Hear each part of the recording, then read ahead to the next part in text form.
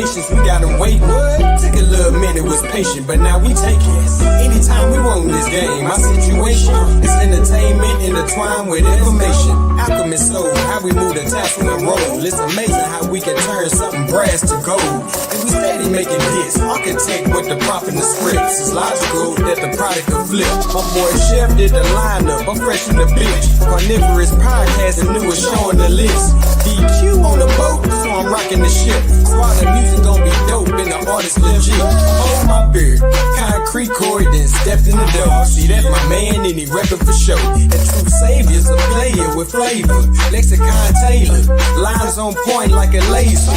We need that paper, we building the vault. Cause you niggas don't listen, y'all be waiting to talk. Lack accountability and try to make it our fault. But opposing us is trying to arm wrestle the hawk. You coming up short on your re-up, nigga we up. Really wouldn't want to be up. I kick my feet up. My beef is wagyu and my trunk is all speakers. Bills is all blue and my blunt is all reefer. With possible deniability, that boy eater. High quality whack juice by the liter. They like to call us ops, we got Oppenheimer features. That's the bomb out on the island just to teach you.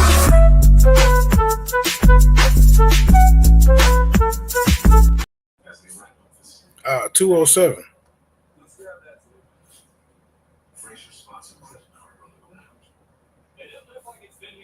Okay. I tried to get these niggas game, but niggas too lame, they switching the code. I fuck with some niggas that bang, that wasn't my thing, but they still my bros. My niggas know if it go down, I'm right in town and ready to go. I stay with that nine on my side, not ready to die, so that bitch gon' blow. I tried to get these niggas game, but niggas too lame, they switching the code. I fuck with some niggas that bang, that wasn't my thing, but they still my bros. My niggas know if it go down, I'm right in town and ready to go. I stay with that nine on my side, not ready to die, so that bitch gon' blow. Out the tomb like Tutankhamun, off the top going noodles like a bowl of ramen. The watch that I got, it control the climate, cause the room get cool when I clean the diamonds. Black pea coat with the purple lining. When the weather change, boy, I know the assignment. Me and Eli put 3 hoes a day, nigga. It's safe to say that the stars is aligning. Like the Cowboys defensive lineman. The mind state that I'm in is hell can times 10. Hyperbolic time chamber that I vibe in. Kiss some friendly fried shrimp and some freaking 5 friends. Meet her by 8, I'ma fuck her by 10. And she show some ID before I even slide in.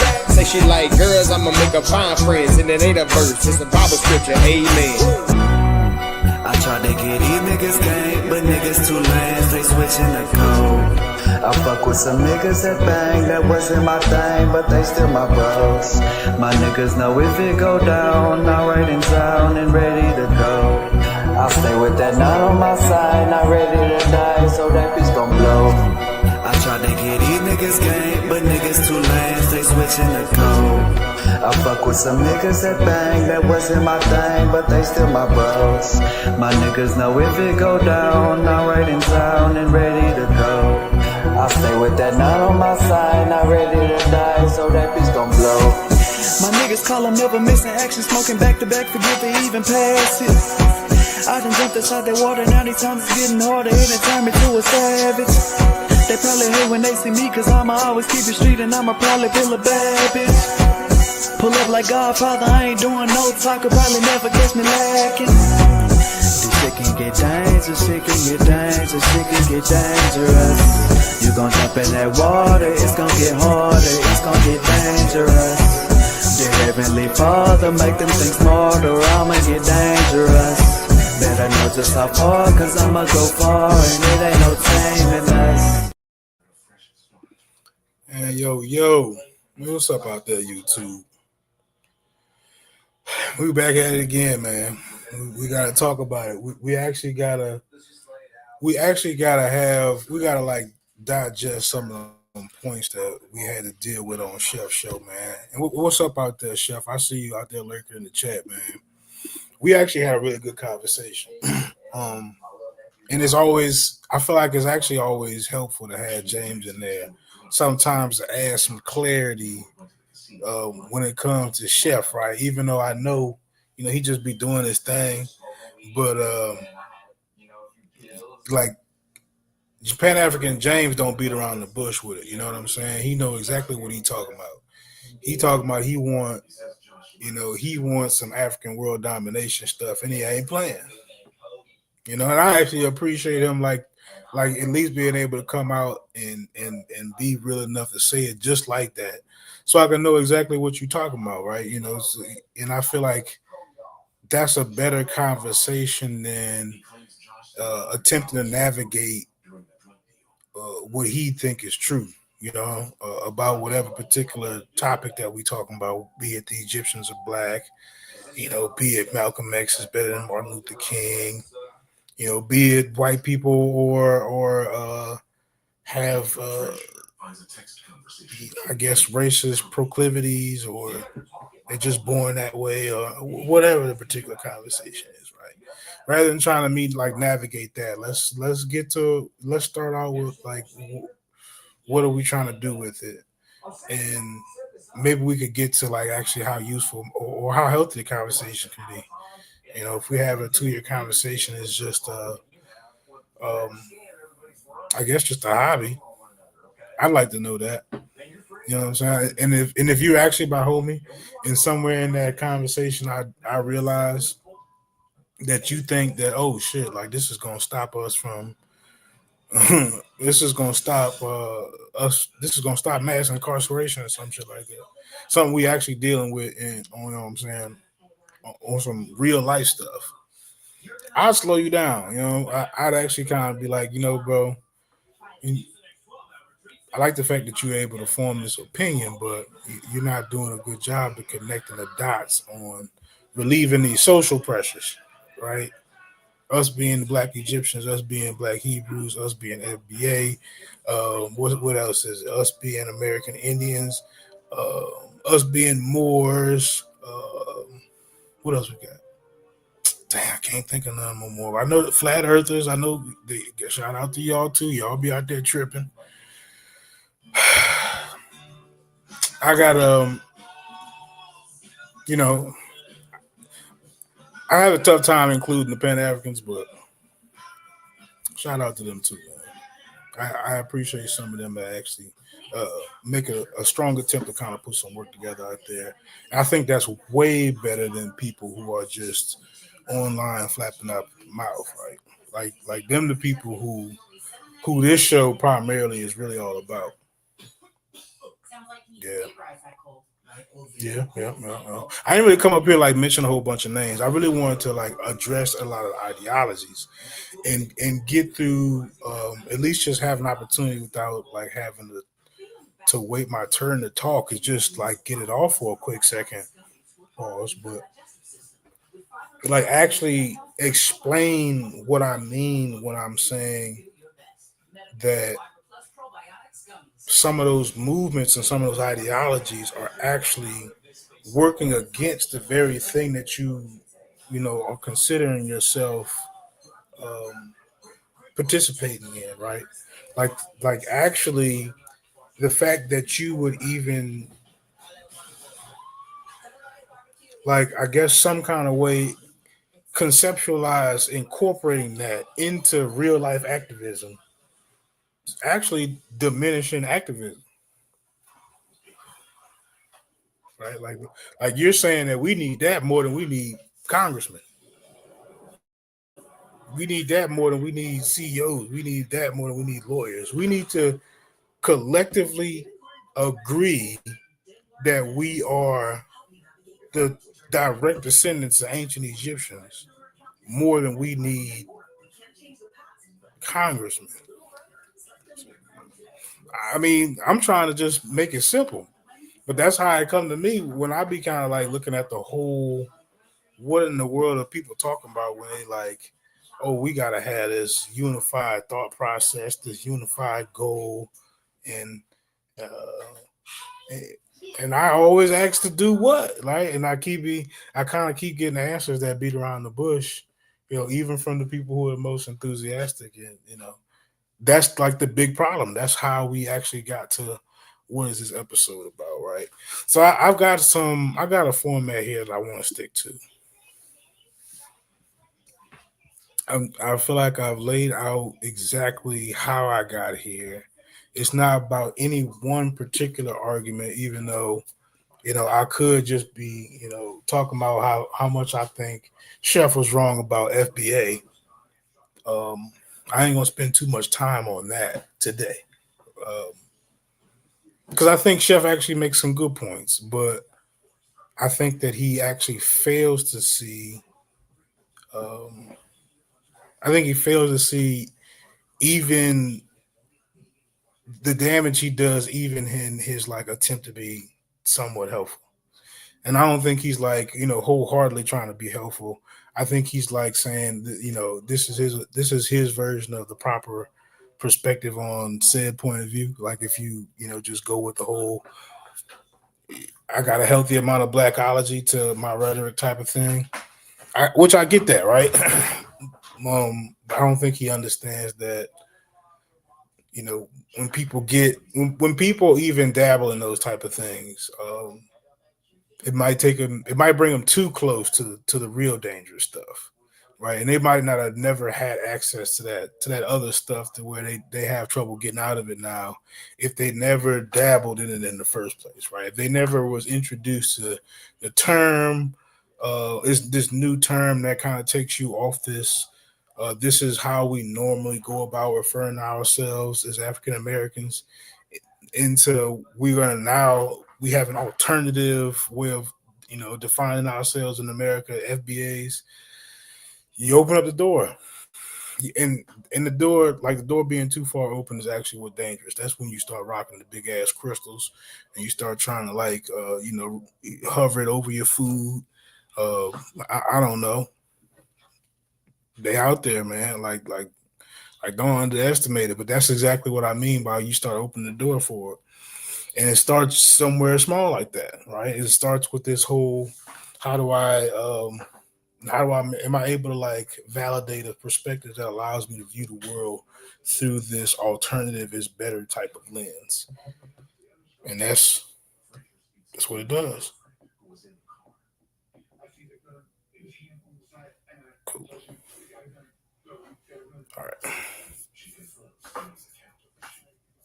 Man, shout out to DQ, man. I was actually listening to his songs before the show. He actually got some bangers in there. I didn't even realize it was in that shit. I gotta play some of that for the you know what I'm saying? DQ is busy, man. We go right here.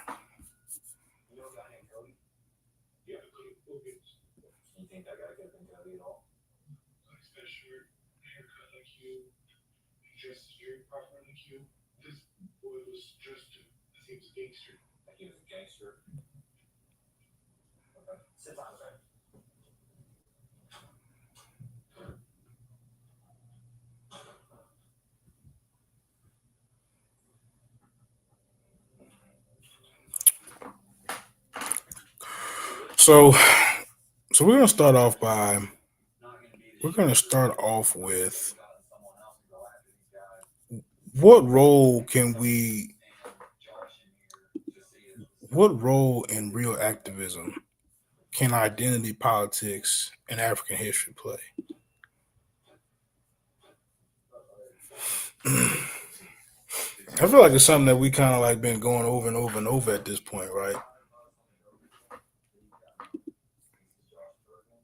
But it's where the conversation has to start, right? We got to be looking at it through a critical lens. It's not as important of how we got here, right? Which means who said it's not as important. Um, how accurate it is isn't really even important. And correcting it isn't even necessarily important. Again, the whole conversation is how effective is it? Like, can we actually use it? Right? How effective is us being Egyptians gonna work against your traffic ticket? You know what I'm saying? Like next time you actually go fill out a job application, you know, does your Hebrew Israelite status, does that add to your likelihood of you getting a job? You being a Moor and claiming your sovereignness, does it actually help you in some type of way? Is there an advantage there that black people aren't able to access because they are unaware of? And like that actually make it useful. That would make FBA like worth all the attention that people kind of been giving it, right? Even if we were able to establish this thing, does it remove us from minority status? So when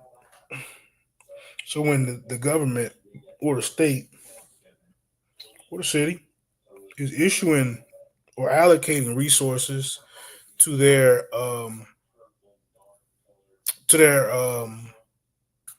I guess lower income citizens or their minority citizens or however it is that you're being legally classified, or the majority of African Americans are being legally classified. Does this new label actually does it make sure that we're included? Does it does it exclude us? Like, I think that that's probably a more important answer, because let's say if they only write it out to people who claim to be African American status, I mean, so now clearly being FBA would be detrimental to how you would want to define yourself, like, publicly, right? Like, now you'd definitely want to make sure that your driver's license says African American and not FBA. That's why I don't get it. That's why it's kind of why it's like a tough. It's really like it's tough to see black people in that kind of like predicament in any sort of like serious numbers, to where they feel like the way that they define themselves is a key piece of their potential fight against reparations, or their potential fight against being redlined by the American government, potential policies that have put us in these kind of positions, like economically. I think that that's actually unfortunate. And Fetty made a comment on the show himself. He was like, it shows kind of in what position black people are in as far as like getting closer to solving these issues. And it does. I think if you're being really, really honest, I think that if you probably um, took that as a barometer of the actual effectiveness of a lot of these conversations, it'd be really, really low. It'd be really, really low. Yep. I'm not really sure what it would say about about black people's like resilience or anything like that. I think we're very resilient, and we do find a way to push through these things, which is kind of even more ironic that that we get online and we have conversations that are so ineffective at doing that very thing. Kind of ironic, kind of strange a little bit. It's kind of like, what's that show, man? The Twilight Zone. Some kind of way I couldn't get Alfred Hitchcock out of my head, but yes, more like the Twilight Zone. Definitely. All the way around the board. All the way around the board too. The internet people are more gravitating towards, like um, your warrior Malcolm X fueled type of rhetoric, right? Um, but whole time they're behind a computer screen. You know what I'm saying? Like, they're not out in the public. Um, no tough environments, no real potential for consequences, like, or something like going to jail. You know what I'm saying? Like, you're not out there like literally protesting on the sidewalk or willing to risk your job or like anything of that nature, right? Which is why, probably why, I'm not going to say completely why, but it could, potentially why you create a whole new persona and name that you got to come up here with, just so you can come up here and like get some relief, right? I think it's relief. I want to hope it's relief because if it's not giving you some form of relief, like it's really crazy. Like the whole thing's really crazy. Like that would mean that you just like being mad, and that sounds crazy. I don't think people like just being upset or enraged, right? Because that's if you like being upset and enraged. Now I feel like I should just ask you, okay, how many have you strangled with your bare hands, right? Like if that's what you want, you know, then you ought to be like charging people. So I don't, you know what I'm saying? Like you ought to be like the most cold blooded, living off the grid, with a sniper on your back or something. Like that's me. That's what I'm thinking. But anyway, moving along, trying not to get too far off a track. I'm starting to think that whole approach is the most cowardly approach. Yeah, it's the most cowardly approach to want to sit behind this screen and address any of these issues, right? With nothing to lose and for the most part, really nothing to gain other than a sense of solidarity with the other people who agree with you on the internet. It's that's what it is. You get like this little sense of camaraderie with other people that you've met and that potentially like ran across this same obscure information that you have, and now y'all cool.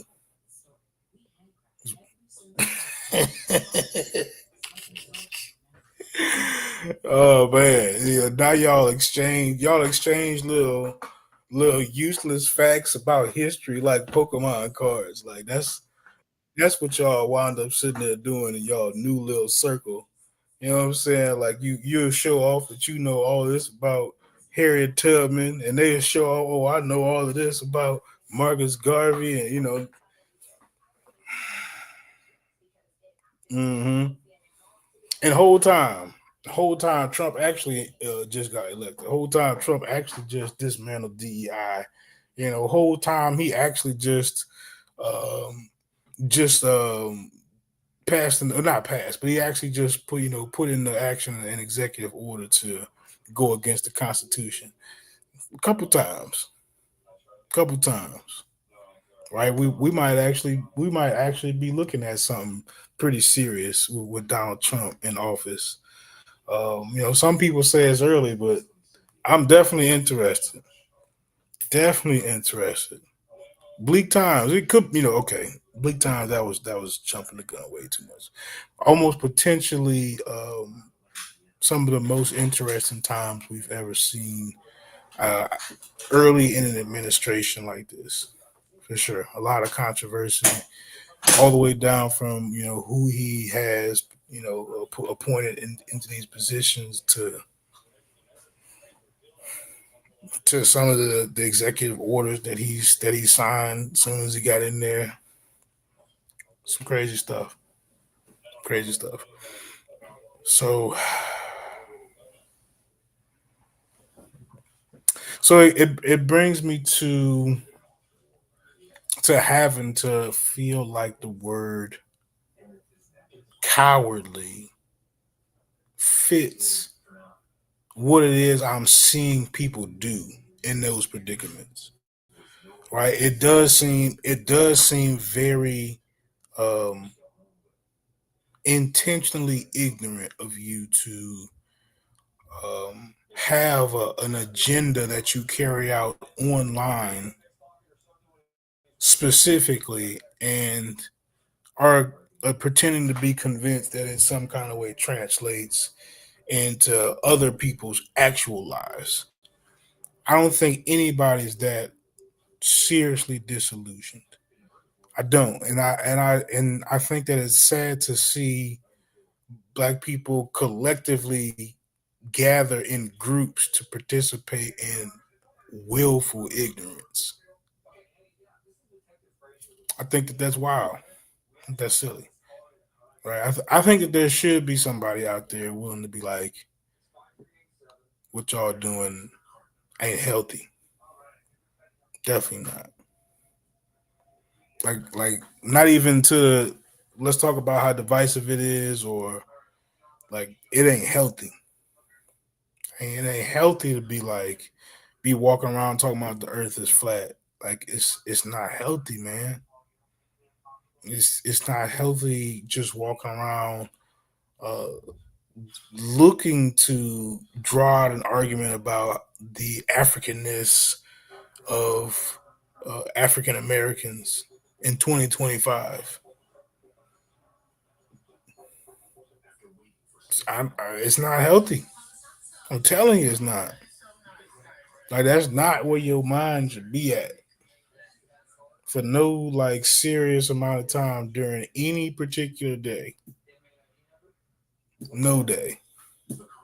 No day should you be like, oh, I can't wait for somebody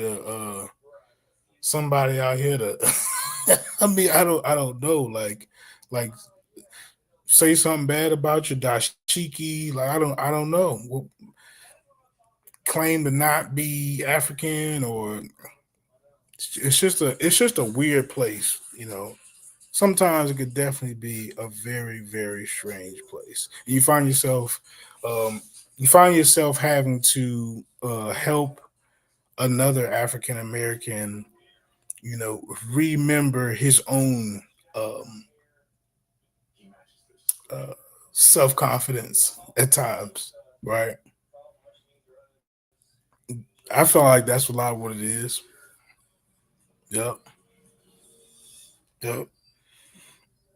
I've been saying that kind of for years, man. That a lot of these conversations have an element of low self esteem to them.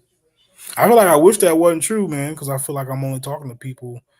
That would be like such a large sweeping conversation about or statement about people being predominantly introverted, low self esteem people. I don't think that's fair, but I think there could be some potential truth to it. What's up, True Savior, man? I see you in the chat. I appreciate you pulling up, man. I'm gonna take your question. That was a really good show. I'm glad you were able to straighten out Chief X, man. I think you did a really good job. Logic, what are your solutions? We get your point. How long does it take for you to make your point? Well, I kind of had set aside no longer than 2 hours to make this point, and I wanted to be able to include, a few more examples from like the stuff that I had looked up. But I think it's so serious. I think it's so serious that I feel like I owe it to anybody willing to listen to make sure I'm hammering it home. What are my solutions? Now, solutions, like my specific solutions, um, I would acknowledge are not perfect, which I feel like are not like, um, which is I feel like why I do my best to not be so critical of other people's attempts to solutions. Now, I feel like we know what this thing is about, or what this episode is about. Is me being fair and saying before I can even evaluate what you are telling me is a solution, right? Like, because I'm just hoping that you're not telling me that African Americans 100% claim to hip hop is some kind of way a potential solution, right? So, like, that's where the conflation would be, right? Like, that would just be my message. So just trying to like making it clear based on what you're saying. So what my solutions would be is certainly to pursue a lot more early education programs. I think that the way of the African American is one fold for sure is to produce um, more people in the political arena, more people in the scientific arena, more CEOs, more people who are actually the ones doing the hiring. I keep saying that because those are the people who potentially have the ability to set your pay rate, right? They can kind of pay you into a living wage, right? The same people that can potentially that you would blame for paying you out of a living wage. Well, if we had more people in those positions, potentially they can have enough leverage to pay us into those same living wages. I'm not sure what I got wrong about what you said. But shout out to you, Truth. If you want to type in the chat, I'd be glad to answer, big brother. Yep. um. So, but back to my little rant diatribe here. I'm trying to spread it out. I don't want it to only be on FBA. I don't want it to just be on Egyptians. Um, but I'm trying to make sure that it's this whole let's embrace the conspiracy, the new conspiracy, right? So we can be participating in our liberation. It's horrible. It's horrible. Let's see. It says discuss how conspiracy theories have spread. Blah, blah, blah, blah.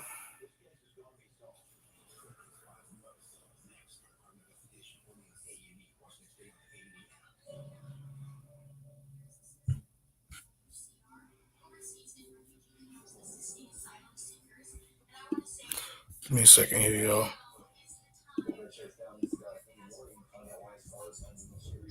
Play a real quick commercial.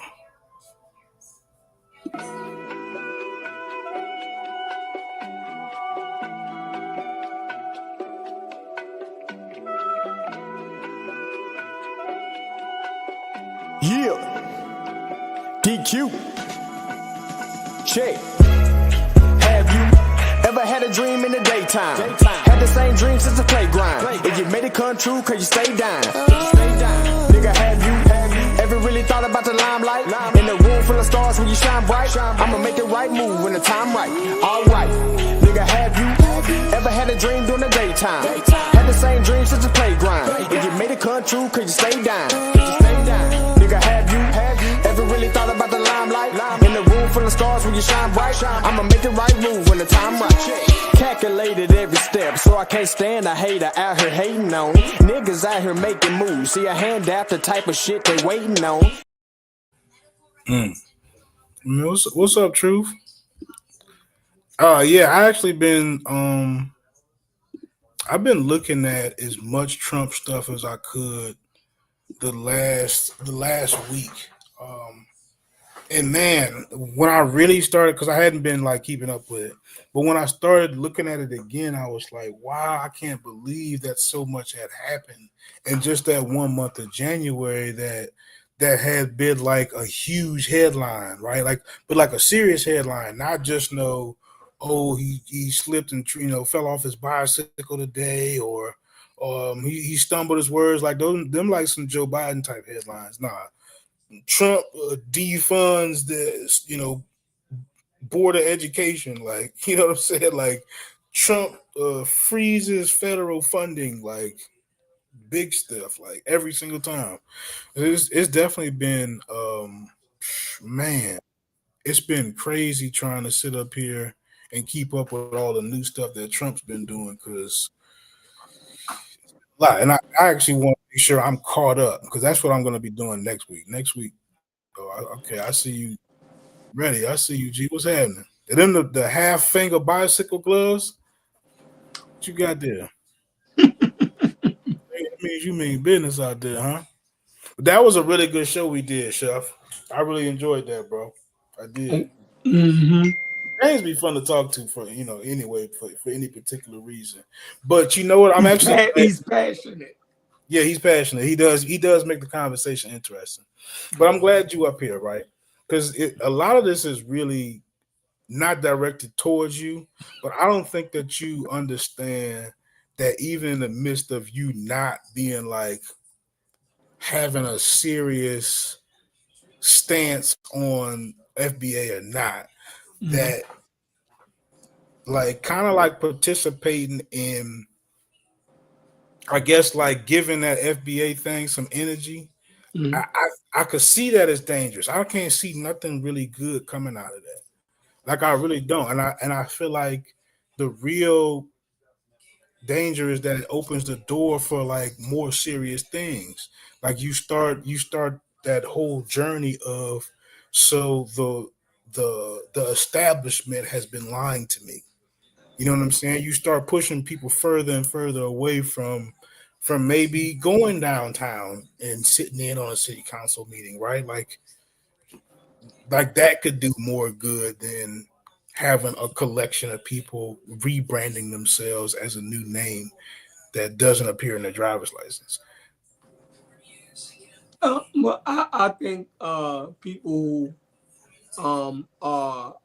who accept the name FBA, I think they know everything that you're saying. I think that I think that they know that that don't apply, that that's not on their any application or any document. Like, I think they already know that. Like, I think if somebody called them an African American, they would respond to it. I think they know exactly who they are. The fact that they chose to even call themselves FBA is further fact that they know exactly who they are, at least in 2025. You feel me? In 2025, they know exactly who they are. Period. Now, historically, do they know who they are? They screw that up. You feel me?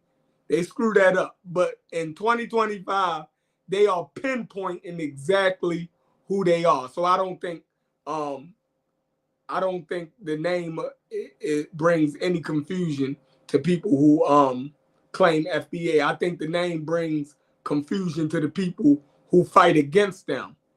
I only hear the confusion coming from one side, and that's the people who telling them not to use FBA.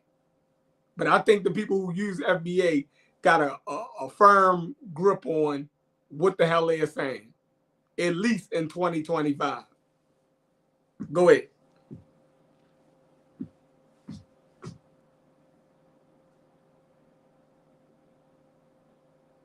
I'm sorry, I missed some of that.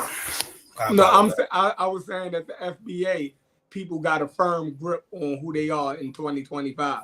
I think the confusion comes from the people who want to argue against them and put things in their mouth that they're not saying. You dig what I'm saying? Like, just so they can disagree with them. When they like, when it's, see, that's the thing with FBA. It is so clear that they're talking about me that I can't even form an argument against them, because they're clearly talking about me. Once they said the black people who are the descendants of the people who were slaves in America before the emancipation, they're clearly talking about me. I can't even formulate an argument to say, no, that ain't me. What? They clearly identified me. Right. Do I agree that part of the people was Native American or already indigenous to the Americas? No, I don't. I don't agree with that part, right? But I don't have to agree with that part for me to accept that the black people, that I am a descendant of the black people who were enslaved and was here before the Emancipation Proclamation. Right there, they got me. Now, we can argue all of the other shit, but on that point, yeah, I'm FBA. Like, okay, and that's cool, right? So you following this trend that came along. What's that? Right? You the FBA trend. You following it? No, I don't follow. No, I don't follow it. Like, I'm not going in courthouses screaming I'm FBA. I'm not in the Department of Motor Vehicles telling them they need to put FBA on this form in order for me to feel comfortable, right? And these online arguments or discussions, I'm saying I'm FBA. But when I go anywhere else and I see the drop down menu and it say black, white, African American, I know what box to hit. I'm not. I can't. You keeping it so real. I can't even fight with you right now, yo. That's problematic. No, but I'm saying that's what most people who claim they FBA is not having this problem. Right. No, I think that everybody who claim FBA is just as non-serious as that exact thing that you described. Yeah. They're not in the DMV making a big fuss about it, right? They only on YouTube doing it. Exactly. Right. Right. And y'all falling all out. We gotta get these niggas.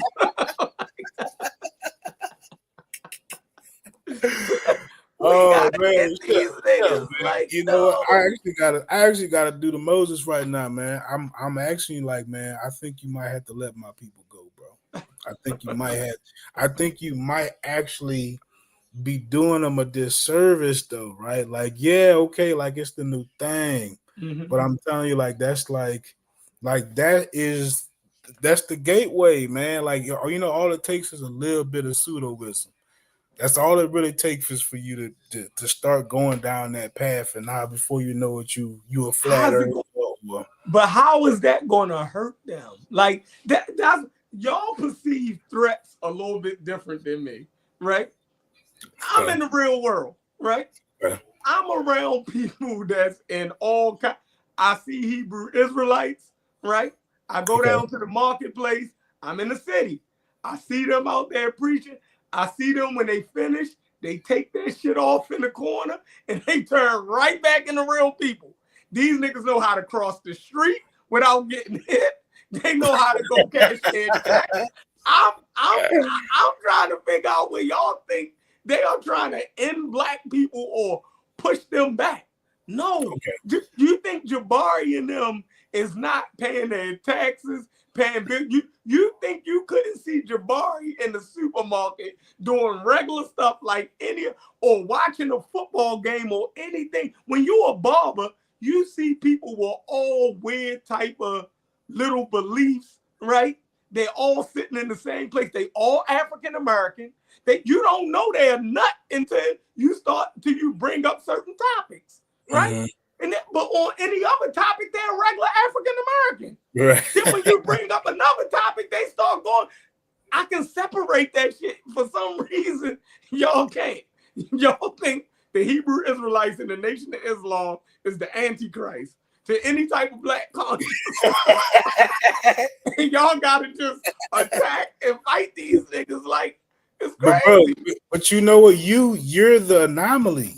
You're the anomaly, and they're more like, you know, I guess in reality, more like the average person that you run across in this online thing. James is way closer than the average person that you talk to than you are. That's just keeping it real, right? Like, so like a James ain't real though. James. What do you mean by that? Like James do not exist in the real world.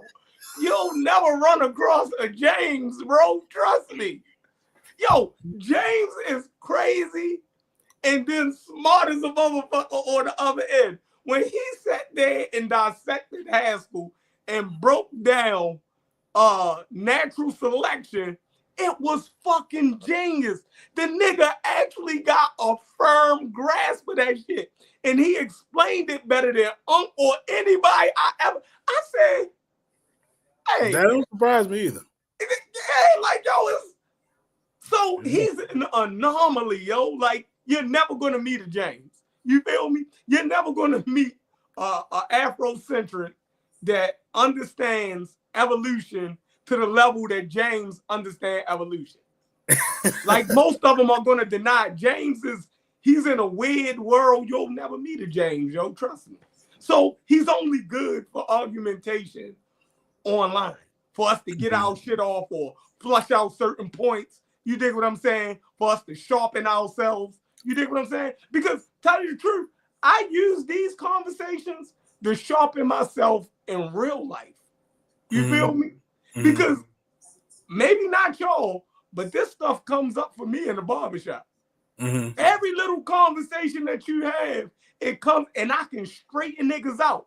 If I got 30 minutes in the barbershop with a dude, I got 30 minutes. Y'all help me sharpen my shit where I know exactly where to go in and straighten the nigga out. You feel me? So he don't spread misinformation. Because a lot of the bad information that we picked up as black men, sometimes a lot of it we heard in the barbershop around other older black men spreading that shit. So my job is to be the one to correct some shit. See, the barber, I'm gonna break this down. The barber, I know y'all look at me now and be like, man, he look like a young dude cut hair. But I still have the old school barber etiquette, right? Whereas I don't dress like it, but the barber has a shirt on, a suit jacket. You dig what I'm saying? He has a newspaper. The barber was known to have a news. First thing a barber was supposed to pick up in the morning was a newspaper, right? He disinfect all his stuff, clean his station, and he'll sit there and read the paper before anybody come in the shop. So he was abreast on all of the news, right? Before, so any conversation that come up, the barber was able, you think what I'm saying, to lead the conversation, add a little bit here, boom, boom, boom. Yeah. He got a little bit of everything. Got a little bit of everything. So that's my thing. I listen to y'all. I refine myself. So when these crazy motherfuckers come in the barbershop and they start talking about Dane Calloway, y'all give me daggers to help straighten that out. At least not for that person, but for young people that's in there listening. You dig what I'm saying? They can tell automatically, yo, the barber is a little bit more sharper than you. You feel me? Like he knew everything you was gonna say, and he had a counter for it. You feel me? So it's not really for the person that's really believed that shit, right? It's for everybody else that's listening. It's just like when we do our debates. I really don't be talking to y'all. I be talking to the people that's listening. I be trying to make the point to them. Because y'all be, when we're arguing with each other, most of us is already setting our stances. You dig what I'm saying? Like, that's where I'm at with it. You done already made your mind up before you came on this motherfucker. You be like, all right, I disagree with Chef right here. This is my point. This is where I'm standing on. Before you even hit the button. So your shit is already locked in. But everybody else, you dig what I'm saying? That's where you really going. And in the barbershop, that's what I do. So that's why I like to jump around in these conversations and tease out everything, because I actually use this shit in real life. You dig what I'm saying? You probably do something else for a living. You probably never talk to nobody at your job about none of this shit. But all this crazy black shit, some of this shit come up in the barbershop. Like, yeah.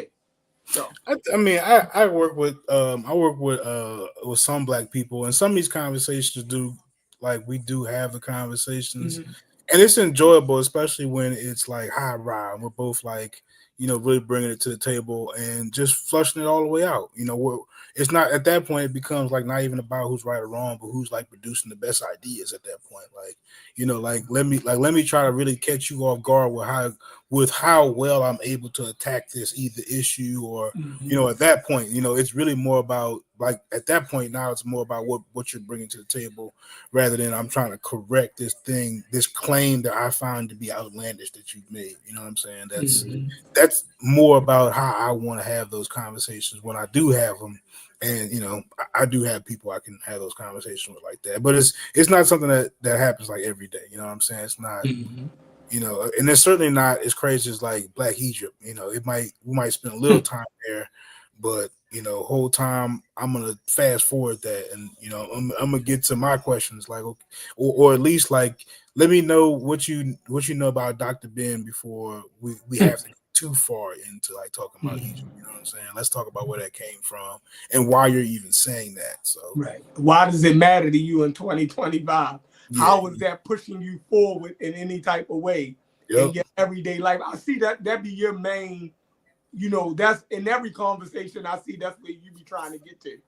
Like, after we do all of this, whether you're right or you're wrong, you feel me? How is this helping you? But you brought up something. You were saying that all of these conversations have an air of low self-esteem to it. Right? You know what I mean? That's why I clicked the okay. link. What do you feel about that? That's a strong statement. Yeah, definitely. We're trying to correct our self-esteem. Our self-esteem was shot. If you come out of slavery, right? If you come out of slavery and Jim Crow, right? Everything was telling you that you were less than. So everything that you see Black people doing, from buying all of the sneakers that we can buy, you dig what I'm saying? They're trying to live in certain neighborhoods, making sure we go to certain schools, making sure our credit score, everything is trying to push back that I'm not inferior. You dig what I'm saying? So even these conversations, Absolutely. so Good. I Good don't point. want you to look at it like we're doing ourselves a disservice. This is just a micro of the macro that we do over here. We exhibit this in society regardless. You dig what I'm saying? So we're always trying to prove that we belong. You dig what I'm saying? Or we're worth, you know what I mean, society taking a look at us. You dig what I'm saying? Yes. So yeah, in any conversation, we're trying to get back our self-esteem, right? Yes. You know what I mean? So whether we're talking about history, anything that we're talking about, we're trying to interject or to up ourselves, you know what I mean, to get back to equal. You feel me? Right. And sometimes we go to the superior to try to get equal. You know what I mean? Read a good book. Good book is J.A. Rogers from Superman to Man. Okay. That's my favorite book in the world, bro. If you don't have that book by next week, I'm gonna be disgusted. And matter of fact, for TMI, we're gonna start a book club. And that's the first book that we're gonna read, and we're gonna go over chapter by chapter every fucking week. And everybody is gonna break down what they got out of that chapter. You dig what I'm saying? And man, that book from Superman to Man. Look, the book, you would love it, right? Because it's not just a straight history book, right? Or a book full of information or whatever, right? What it is he actually wrote a fictional story, right? J.A. Rogers, brilliant. He wrote a fictional story of a Pullman porter on a train, a black porter on a train, right? Because everybody used to ride trains back then, right? That was the right. And this dude who was a Pullman porter on the train, he was actually educated, but he couldn't get no other job but as a porter on a fucking train. So this one trip, a Southern senator got on the train, right? And he was racist as hell. He thought he was the smartest dude. You dig what I'm saying? And he kept getting into these conversations with the porter. And the porter was besting him. But he was doing it respectfully. Like, no, I'm not trying to argue, boss. But if you look here, such and such, you dig what I'm saying? And he was actually showing them up. So it was for the whole weekend they was together. They were just, you know what I mean, going, man, it's brilliant. And this dude was just breaking down fact after fact to a racist senator. And at the end, I ain't even gonna tell you, just read the book, man. It is an amazing book. Everybody listen. It's from Superman to Man. Chef, I'm telling y'all, that is my favorite book. Every female that I then dealt with seriously, I always gave them a copy of that book. You feel me? I always like if you gonna deal with, you got it. People who don't even read, they be like, yo, that book good as a motherfucker. Because most people can't read a book packed full of information. But if you put it in story form, right? The story was so gripping, right? The way that the plot of it, the scenery, I mean, he describes everything down to a T. Even when he described before the conversations would take place, he would describe the scenery to a T. So you actually can put yourself there. You dig what I'm saying? Like, it's a masterpiece. Like a masterpiece. Superman to Man. If you don't have that book by next week, we're gonna have to. Yeah. I'm gonna mess with it. I'm gonna get it.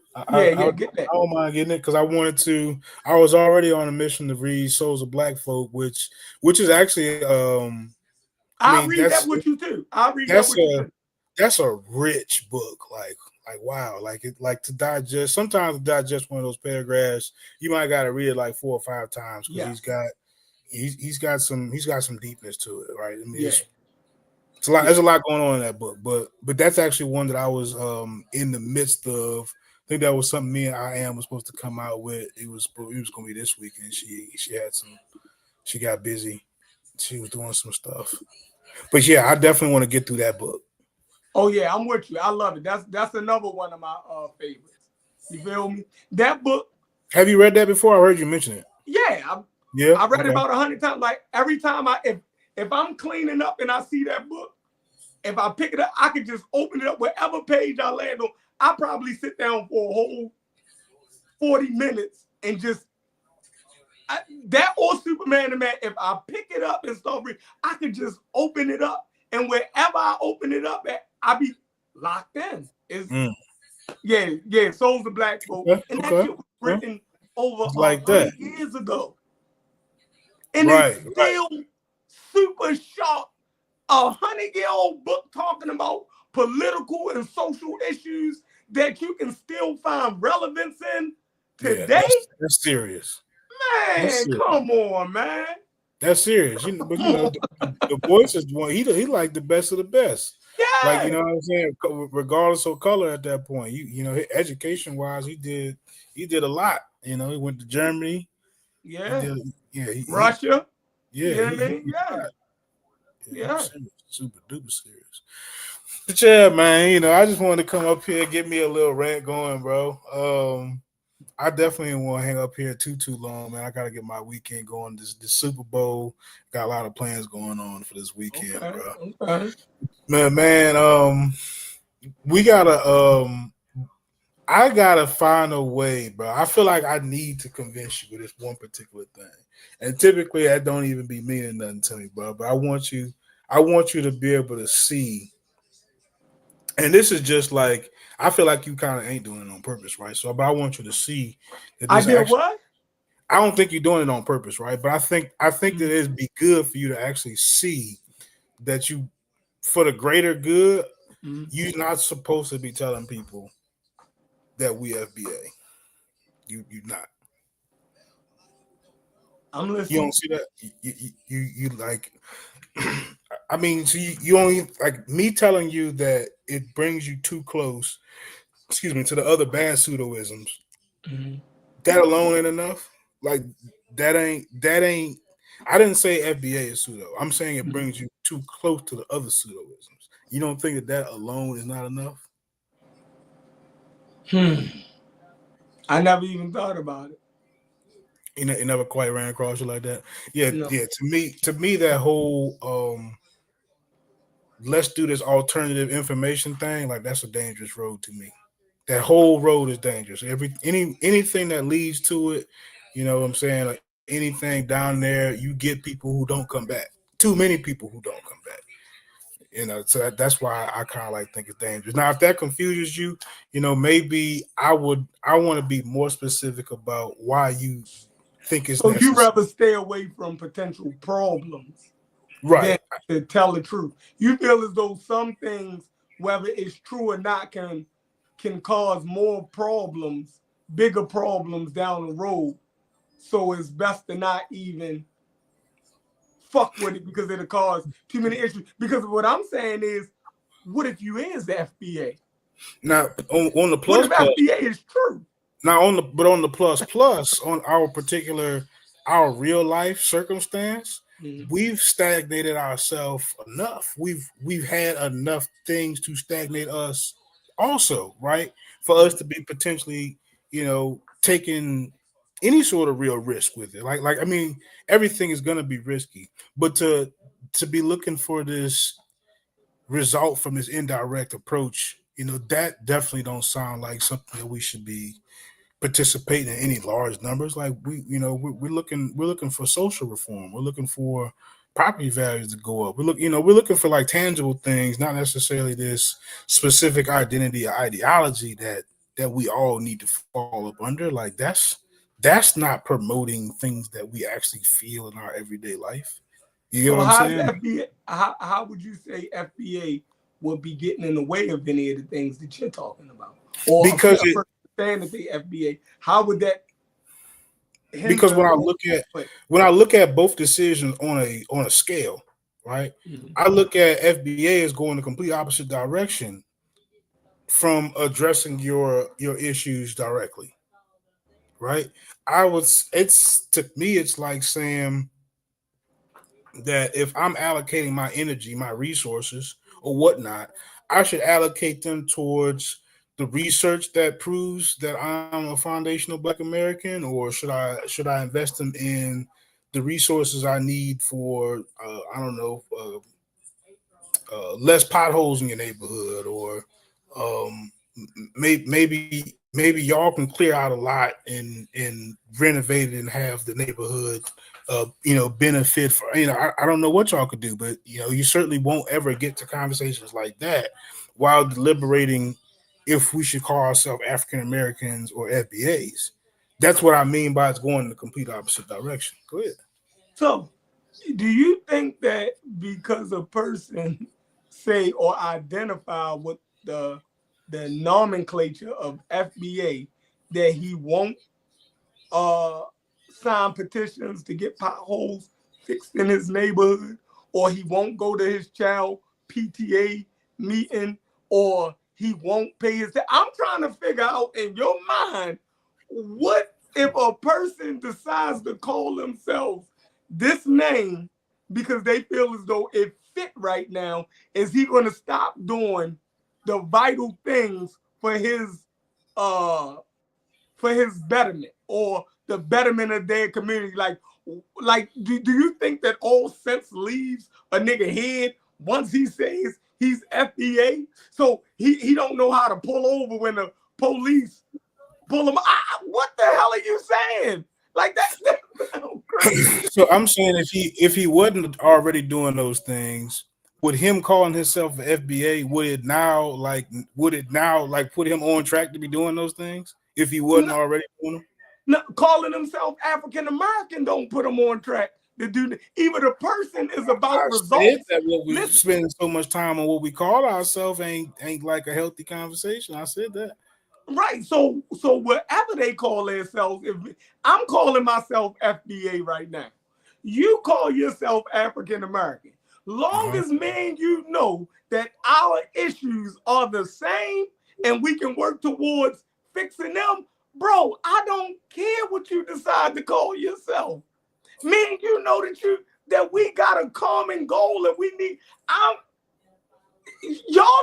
Y'all think that FBA then separated from African American in y'all head and are not on the same boat as y'all trying to. Yo, they right there. Do you know how many Black people went to the Million Man March who ain't give a fuck about Farrakhan being a goddamn Muslim? And they was never going to be Muslim? Do you think they said, yo, I can't go unless I'm FOI? No. All these Black men, they was in the church. They was Masons. They was everything. And they said, no, Farrakhan called us Black men. No matter what you think you is, the Black man is who he called. So I don't have to be in the Nation of Islam to go. I don't have to be FOI to go. Nigga, even Black women showed up. Even Black women said, nigga, he calling us. Black people understood who the fuck he was talking to. So for right now in 2025, you're telling me that Black people don't know who the fuck? That's crazy to me. I mean, look, you're making an argument while representing a group that promotes delineating themselves from other African American groups. I mean, for political reasons. What group? Right. So what group of African Americans that separate them, that they don't make distinctions between them and other African American groups, right? The Hebrew Israelites, right? They gonna tell I ain't the same as the Nation of Islam. Nation of Islam gonna tell you I ain't the same as the New Wapian. You dig what I'm saying? The New Wapian gonna tell you I ain't the same as the Moors. You dig what I'm saying? But they all know when Freddie Gray get killed in Baltimore, all of them understand it's time for Black people to rise up and fight against that. So at the end of the day, they knew who the fuck they was. So you can play any game you want. You can call yourself a Moor. You can call yourself Nation of Islam. You can call yourself a Christian. You call yourself an African American, a Black American. at the end of the day, yo, we know when somebody pinch us that we all got hurt, yo. We know that. Like, when do we ever stop being us because of a name? You putting too much into it. You feel me? How is me telling other people that they put too much into it, me putting too much into it? Because, and this is the reason why. Because, like all of these things I'm telling you, that black people like to have groups and call like little names and group. It's fun to us, obviously, because we do it all the time. So I'm saying that never stopped. Man, listen, during the civil rights movement, do you know how many groups existed? Right? And all of those groups together marched with King to DC. So you had SNCC, you had CORE, you dig what I'm saying? You had NAACP. And any group you get, when Dr. King said, man, we doing the March on Washington, all those black people who then separated into their groups said he's talking about us. This is our movement, and we move together as one. You're telling me that for some reason, because now FBA, that black people is not gonna move together when it's time to move? Like, I don't buy that. When I said that, you didn't say that, but you're posing it as a problem where we are taking mental energy away from something that we supposed to be doing. Well, if that's the case, then every group should be disbanded into what logic feels as though our energy should be devoted to 100%. No, because those other particular things don't parade and don't claim to be providing some of those solutions, right? Like that's where it is. It's like it's called a movement because of what it's attempting to do. Because of its advocacy is why it's called a movement, right? So it is fair to kind of examine what important it has movement wise. Because if it's just a lineage, if it's just something that people want to debate around back and forth, that's one thing. But the fact that we have people out there under the impression that's actually doing them a bit of good is another thing, right? Like that's where I feel like we should all have a problem with it. In one way, it does do good. Out though. there under the impression that just like James under the impression that him being Egyptian does him a bit of good. Yes, people are under the impression that FBA does them a bit of good. So in this way, I feel as though it does us some good. For too long, we African Americans, right? Well, I'm gonna speak for myself, right? And it might apply to other people. I was raised that all black people was pretty much the same, right? If you see a black person, right, that was your brother, you know what I mean? Whether they come from somewhere else or not, they were still all under the same oppression, the same dehumanization, right? That's that's the world that I come from. Meaning when you have our phenotype, right? That was looked at as less than. Whether you was in Africa, the Caribbean, or the Americas, or Europe, you were subjugated, right? You were colonized, right? And a racial stereotype was put on you because of that. So what time period are you talking about? I'm talking about period. When I was growing up, this is what was put in my head. What made me say that all black people, that gave me my connection. This was like this is the lens that your childhood gave you to view the world. Is that what you're saying? Yes, right. That's why I said, because when I say that, a lot of people, well, some people say, no, they wasn't raised like that. And I'd be like, oh, damn, bro, say I could. But for me, and being in a black city, you dig what I'm saying? Like, that's kind of what we, was taught. You dig what I'm saying? We had black immigrants here, right? And we was taught that, they your brothers. Like, there's no separation between y'all. Yo might be from Trinidad, right? That you got two families, two houses on your block where people are Trinidadian. You might got three on the next block, they Jamaican. You dig them? Three houses full of Jamaicans. You feel me? Y'all all go to school together. Y'all, everything is, you feel me? Nigerians. You dig what I'm saying? We was taught, now we will all pick on each other because of our little cultural differences. But racially, we thought we was the same. Basically, everything was, you dig what I'm, that's what we was taught. You dig what I'm saying? Right. So, from that was I was taught. So, African American, Africa, we all at, right? Boom, boom, boom. I ain't separating from them, right? Blase, blase. So now, come to this, we start to realize, damn, there are differences. They do have a different history than me, right? They can possibly look at the world different from me, blase, blase. So now I gotta start dealing with logic and the people who have my same history. James and Reggie and them is still stuck in where what I was taught growing up, right? They're telling you that all skin folk is kinfolk. You dig what I'm saying? All skin folk is kinfolk. And I know you don't believe that. You feel me? Right. I'm starting to have to believe that because that's a hard pill for me to swallow, right? At 45 years old, right? I'm grappling with that now. And FBA is helping me deal with that shit. Okay. You feel me? It's helping me deal with that shit. Hey, much respect.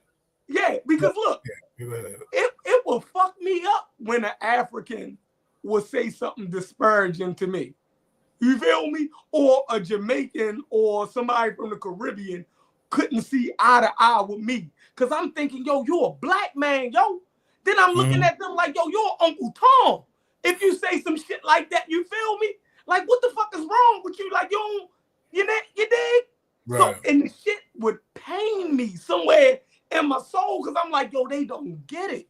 They don't realize that, yo, it's just us. And the white man is against us. And if you're not going to see eye to eye with me, then that means you trying to see eye to eye with the white man against me.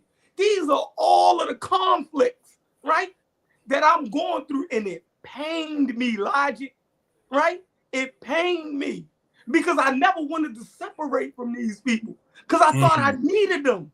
You dig what I'm saying? I'm like, yo, where's black people, African Americans? What are we if we can't connect with our skin folk? You feel me? Like, yo, like we're a little group. If we can't, if the Africans don't accept us, right? We know the white man hate our guts here. So if the African don't accept us, we fuck. We ain't got nowhere to go. That's my rationale, right? I think that's Reggie and them rationale. You dig what I'm saying? But me, in 2025, I'm saying, fuck it. We might just got to put on our big boy boots. You feel me? And it might just be us. You feel me? And we're going to have to deal with that. Because so far as I know, ain't nobody never came to save us, Logic. You feel me? As much as we wanted to love the Africans and everybody, ain't nobody never come to save us. We was talking to 3 Jamaicans on a joint the other day. They got their own country. You feel me? They control the resources. They ain't never come get us. They ain't never come help us. You feel me? Y'all got the beach. Y'all got all this. Nigga, come help. If we wrong, come help us. You feel me? They ain't never say, yo, come here, yo, we gonna get it popping. You feel me? Ain't nobody never come to say. So I'm saying, if we gotta put on our big boy boots, then we just gotta put on our big boy boots. And it's just us. You feel me?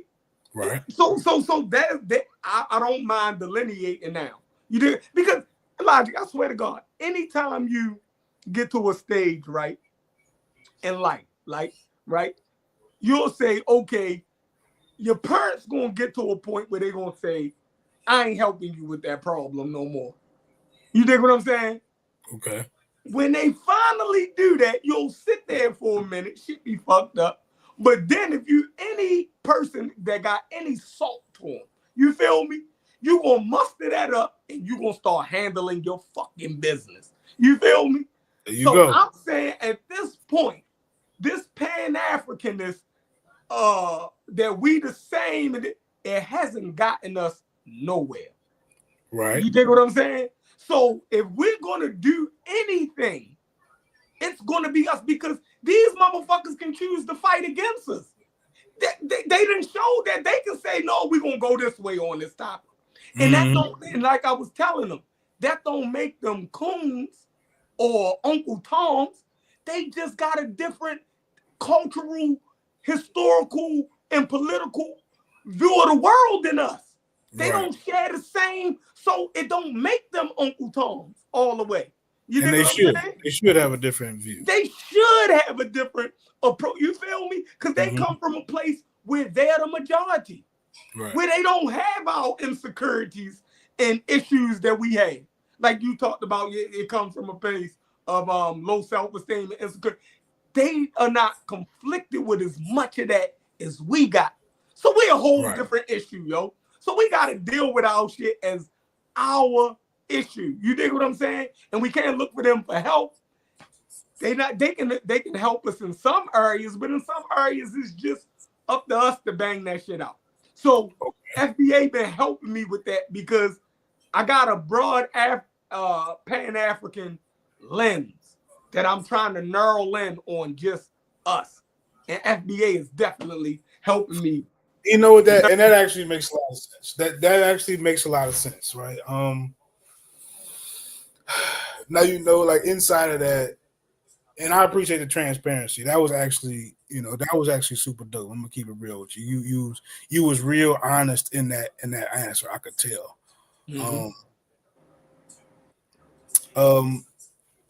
So what I liked about it, right? I like that. I really, really like actually that you have this importance about trying to narrow down exactly which people group is ours, right? And having something that focuses specifically on them. That's what I like about it. Now, like again, the part that I'm not so, maybe I'm not feeling as much is I feel like they have a term that does that already.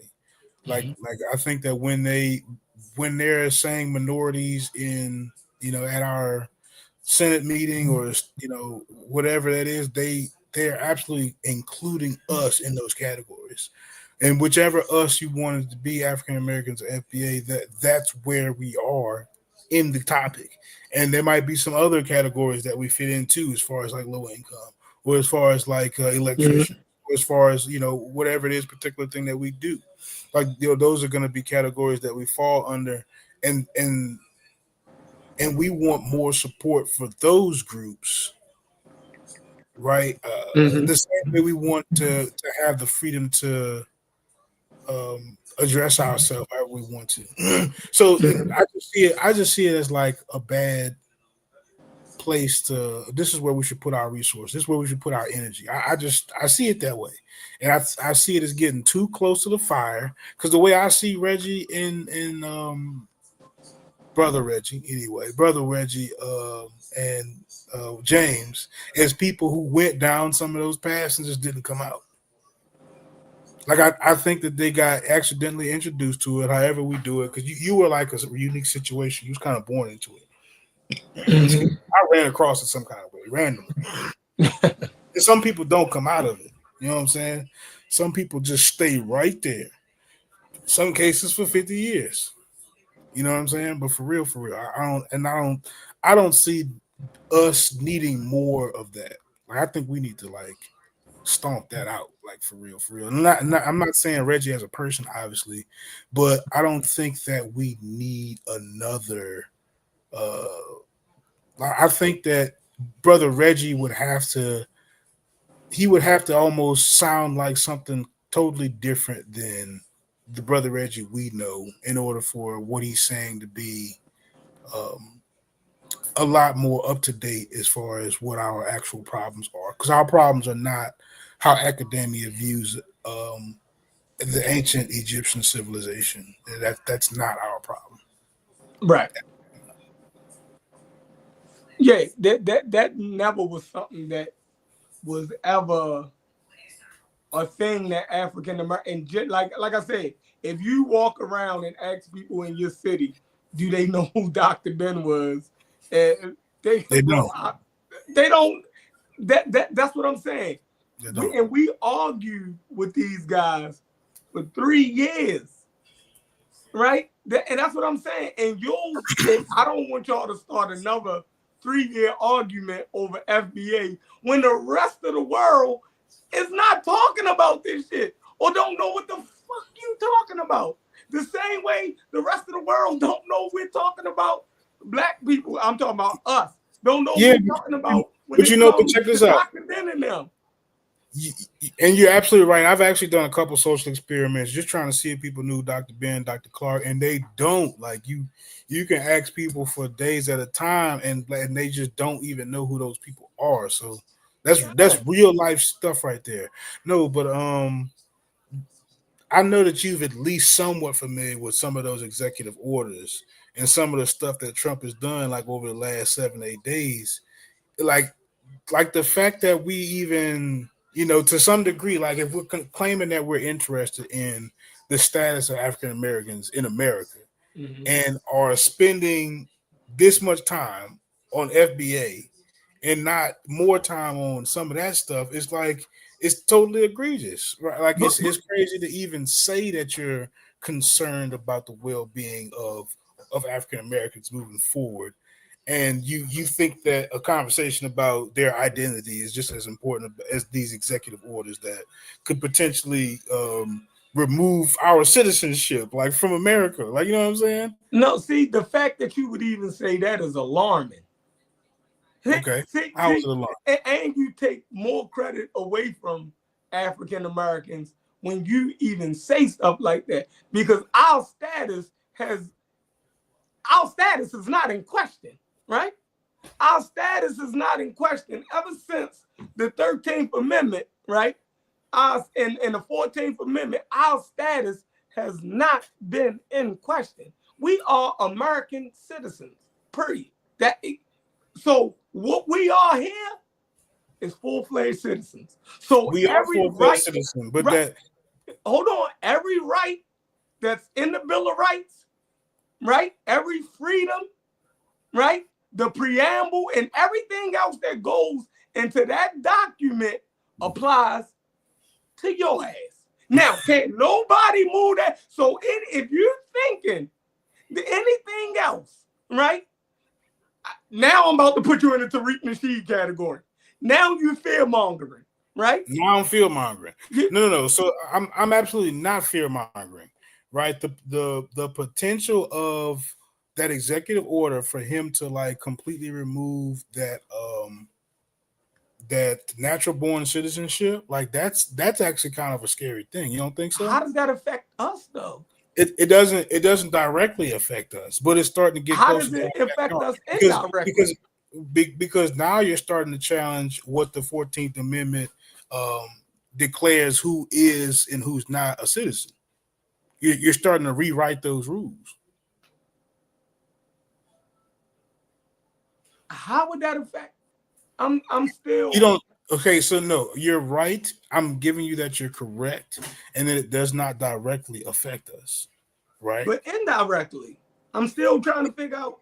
Indirectly, it could potentially affect us because it shows that they are willing to rewrite the laws that make us citizens. It shows that they are willing to at least challenge those laws that make us citizens.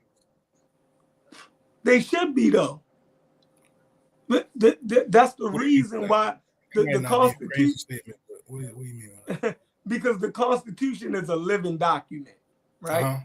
Meaning it is not fixed in stone. You can change things, you can refine it and make it better to create a better union. That's the whole point of it. It is not the 10 Commandments, right? It is not what they said. Even in those laws, I mean, even in those, the Bill of Rights, and all of that, right? that's just put out there. Now, how to interpret them is the key. See, Trump went after it the wrong way, right? Trump has the Supreme Court. So Trump could have went to the interpretation, right? Mm-hmm. He could have pressed his judiciary to address the interpretation of birthright, right? Citizenship. That's what the issue is, the interpretation of the law. Because once you write it now, how do you apply, right? That's what the Supreme Court does, right? It interprets the Constitution, right? It tells us how to apply it to people, right? The Constitution was given to us by our legislator, right? Mm-hmm. The legislator brings it and makes the laws, right? Now, the judiciary, which is the Supreme Court and the appellate court, they interpret that Constitution. Because once you write a law, I say, "Oh, you got a law. Give me one of give me any law from the what's the name? The Constitution. Give me one." The First Amendment. What's that? Freedom of speech, right? All right, the freedom of speech, right? He said all people have the freedom of speech, right? Mm-hmm. Now you can read the whole thing. Now, how do you apply that? Could a person just say anything? Does it protect you against anything that you want to say out your mouth? Absolutely not. Absolutely not. But if you read it at face value, that's what it's saying. But guess what? The judiciary had to go in there and tell you how to apply that. That's the thing. So birthright citizenship is one thing, but if that shit is now causing conflict, right, with immigration and immigrants, now I ain't saying that Trump can write an executive order to change that. No, it's up to the Supreme Court to define and show you how it actually applies, and they interpret it. And when they interpret it, they'll tell you whether the anchor baby shit was a part of the way that the framers of the Constitution actually meant it. You dig what I'm saying? Actually, I didn't know that. What branch did you say does that? The Supreme Court. The Supreme Court actually is the one who's in charge of interpreting. Interpreting the Constitution. Okay, I didn't know that. That's actually so Trump don't know. That's part of the checks and balances right there. Then. Yeah, so that's Trump cool. just don't know how government works. That's it. Mm-hmm. Because if he had an issue with it, he could have put it before his goddamn Supreme Court, and they would have shut back. They would iron that out. They can see that that's a problem. You feel me? And they would have gave the correct interpretation. You dig what I'm saying? And even if that interpretation was look, this is what they can do. Check this out. They can give an interpretation today that applies to our problems that we're going through today. And 20 years from now, another sitting court can reinterpret their ruling. That's how great this thing is. So even the buck don't stop with them. You dig what I'm saying? The buck. So even if they get it wrong, you dig what I'm saying? Another court can read that and say, nah, we ain't fucking with their ruling. You dig what I'm saying? And then it gets even better than that, right? The reason why it gets even better than that, because everything that they rule on, right? Each judge writes why they ruled yay or nay. They give a whole brief. So even if I dissent against the majority, I write my dissent. Other judges come along afterwards, read the dissent, and say the one who disagreed was actually more on point. And the other judges, the new court, can then go with that. So it's a beautiful thing. It's not something that Trump don't know what the fuck he's doing, yo. I mean, look, he does have control of the Supreme Court. It's still I don't know. Wait, but LL, I see you in the background, man. Would you mind turning your camera on before I let you up right quick? It's just it's the audacity of him actually attempting to do all of that. Is just so super wild, you know. But yeah, I get what you're saying. It is definitely still early. Nothing's really been done yet, other than he's been willing to stand on that and attempt to like run it across real life. You know, that's crazy, right? That whole the OMB thing. The guy they were trying to appoint the person who wrote Agenda 2025 as the head of what's it, Office of Management and Budget or something like that. What, Doge? No, yeah. It's basically the Doge, but it's called OMB, Office of Management, and I think it's budget. Oh, the ones who go look after our money with the banks and everything. Oh, that right. was crazy. That was crazy. Yeah, and to have the guy who wrote Project 2025 as the head of that is man, scary, bro. Ooh, that's scary. That's wild. To have the person of, you know, as far right as that be in charge of where these particular monies go, that's scary. What's up, LL, man? You there?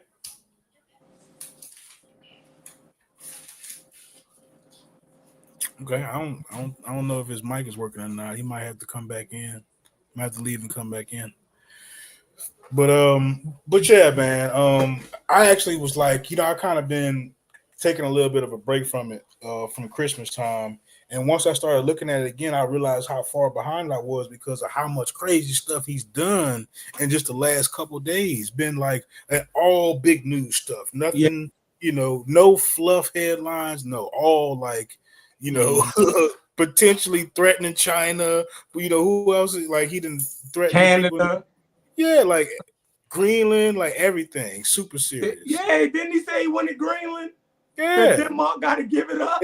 They asked him. They said, can you confirm that you'll only pursue this economically and not militarily?" He said, "Nah, I can't give you that. You know, I might use whatever I got." Type. Right. He left it open. Yeah. The nukes is on the table. Crazy. Trump is crazy like that, dog. He don't stop. He really is nonstop action, bro. It's almost comical if it wasn't so dangerous. He really is. You know what I'm saying?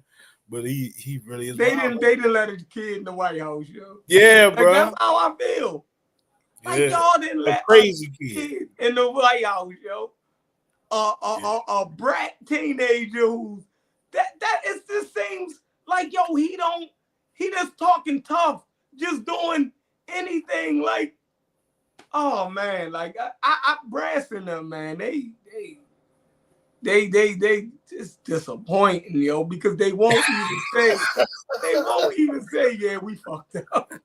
I mean, we fucked up over there. It was fun. You know what I mean? Just doing it to get niggas agitated. But yeah, we kind of fucked up with that one. That's crazy. That's all. Like what? And that's for all y'all. Even you, because when y'all sat there and try to act like y'all couldn't see that man did a Nazi salute. Y'all said that it could be what? James, you gotta leave and come back. I mean, I don't like them type games. I actually don't think it was important. I don't think it was that important if it was a lot. It don't have to be important, but like if we're gonna have real conversations up here, yo, I pour my heart out up this bitch, yo, and y'all will sit there and watch yo do that and say, no, it wasn't. For what reason would you possibly? Sometimes you got to protect people from themselves, Chef. Sometimes you got to do that. That's the thing. That's the thing. You wanting to make a big fuss about Elon Musk doing the high sig at a Trump rally, whatever, is nowhere near as important. That was the inauguration. The inauguration, which is even more crazy. Definitely way more crazy than the rally. In front of the presidential seal of the United States. Y'all can't brush that off. As crazy as that is, it's nowhere near as crazy as them damn executive orders. Nowhere near. It's not. But he did that the day before. He did that the day before he did all that, and y'all couldn't even say, "Oh, this shit crazy." It was already crazy the day before. I feel crazy, yo. I'm trying to defend this nigga. Elon Musk doing the high sig at the presidential inauguration, dog. This is crazy. Like, why would we do that? I don't know how crazy. I don't even know how it gets that crazy, but it did. That's what I'm saying. But then when y'all take aim at FBA, I be like, hold on. If y'all can't acknowledge this, like the blatant shit right here, I get it. Look, this is what I mean by sometimes you got to protect people from themselves. That high sig is not a direct threat towards me, and if it is a threat towards me, it ain't just me. And whatever attempt of a threat that is to me, my ability to stop it, as I said, is probably very small. Now, with that being said, our ability to at least be able to follow the aftermath of these executive orders and potentially learn that we really need to have governors, or not exactly governors, but in this particular instance, congressmen who really support our particular ideas. I think that's much more of something. So yeah, you would get me there, right? I am at that point cherry picking what I'm deciding. Me personally is more to put your energy in. Yeah, what I think. You ain't even got to scream and fight like me, but it's just the acknowledgement. It's just the acknowledgement that he actually did that. I don't care. You don't have to. I got agitated. I got while my voice goes up, right, and my blood pressure go up, is when a nigga say that ain't what just happened. Like no, bro, we ain't going. You feel me? If I gotta take your argument serious on other things, yo, you got to be 100 on simple shit, yo. You feel me? Like, that's like if I give you basic adding and subtraction, right? And you fuck that up, bro, I'm not giving you no algebra equations. It's no point. Why would I take you serious there? You dig what I'm saying? If you show me that you can't even get basic adding and subtraction together, it's no point in me taking you serious.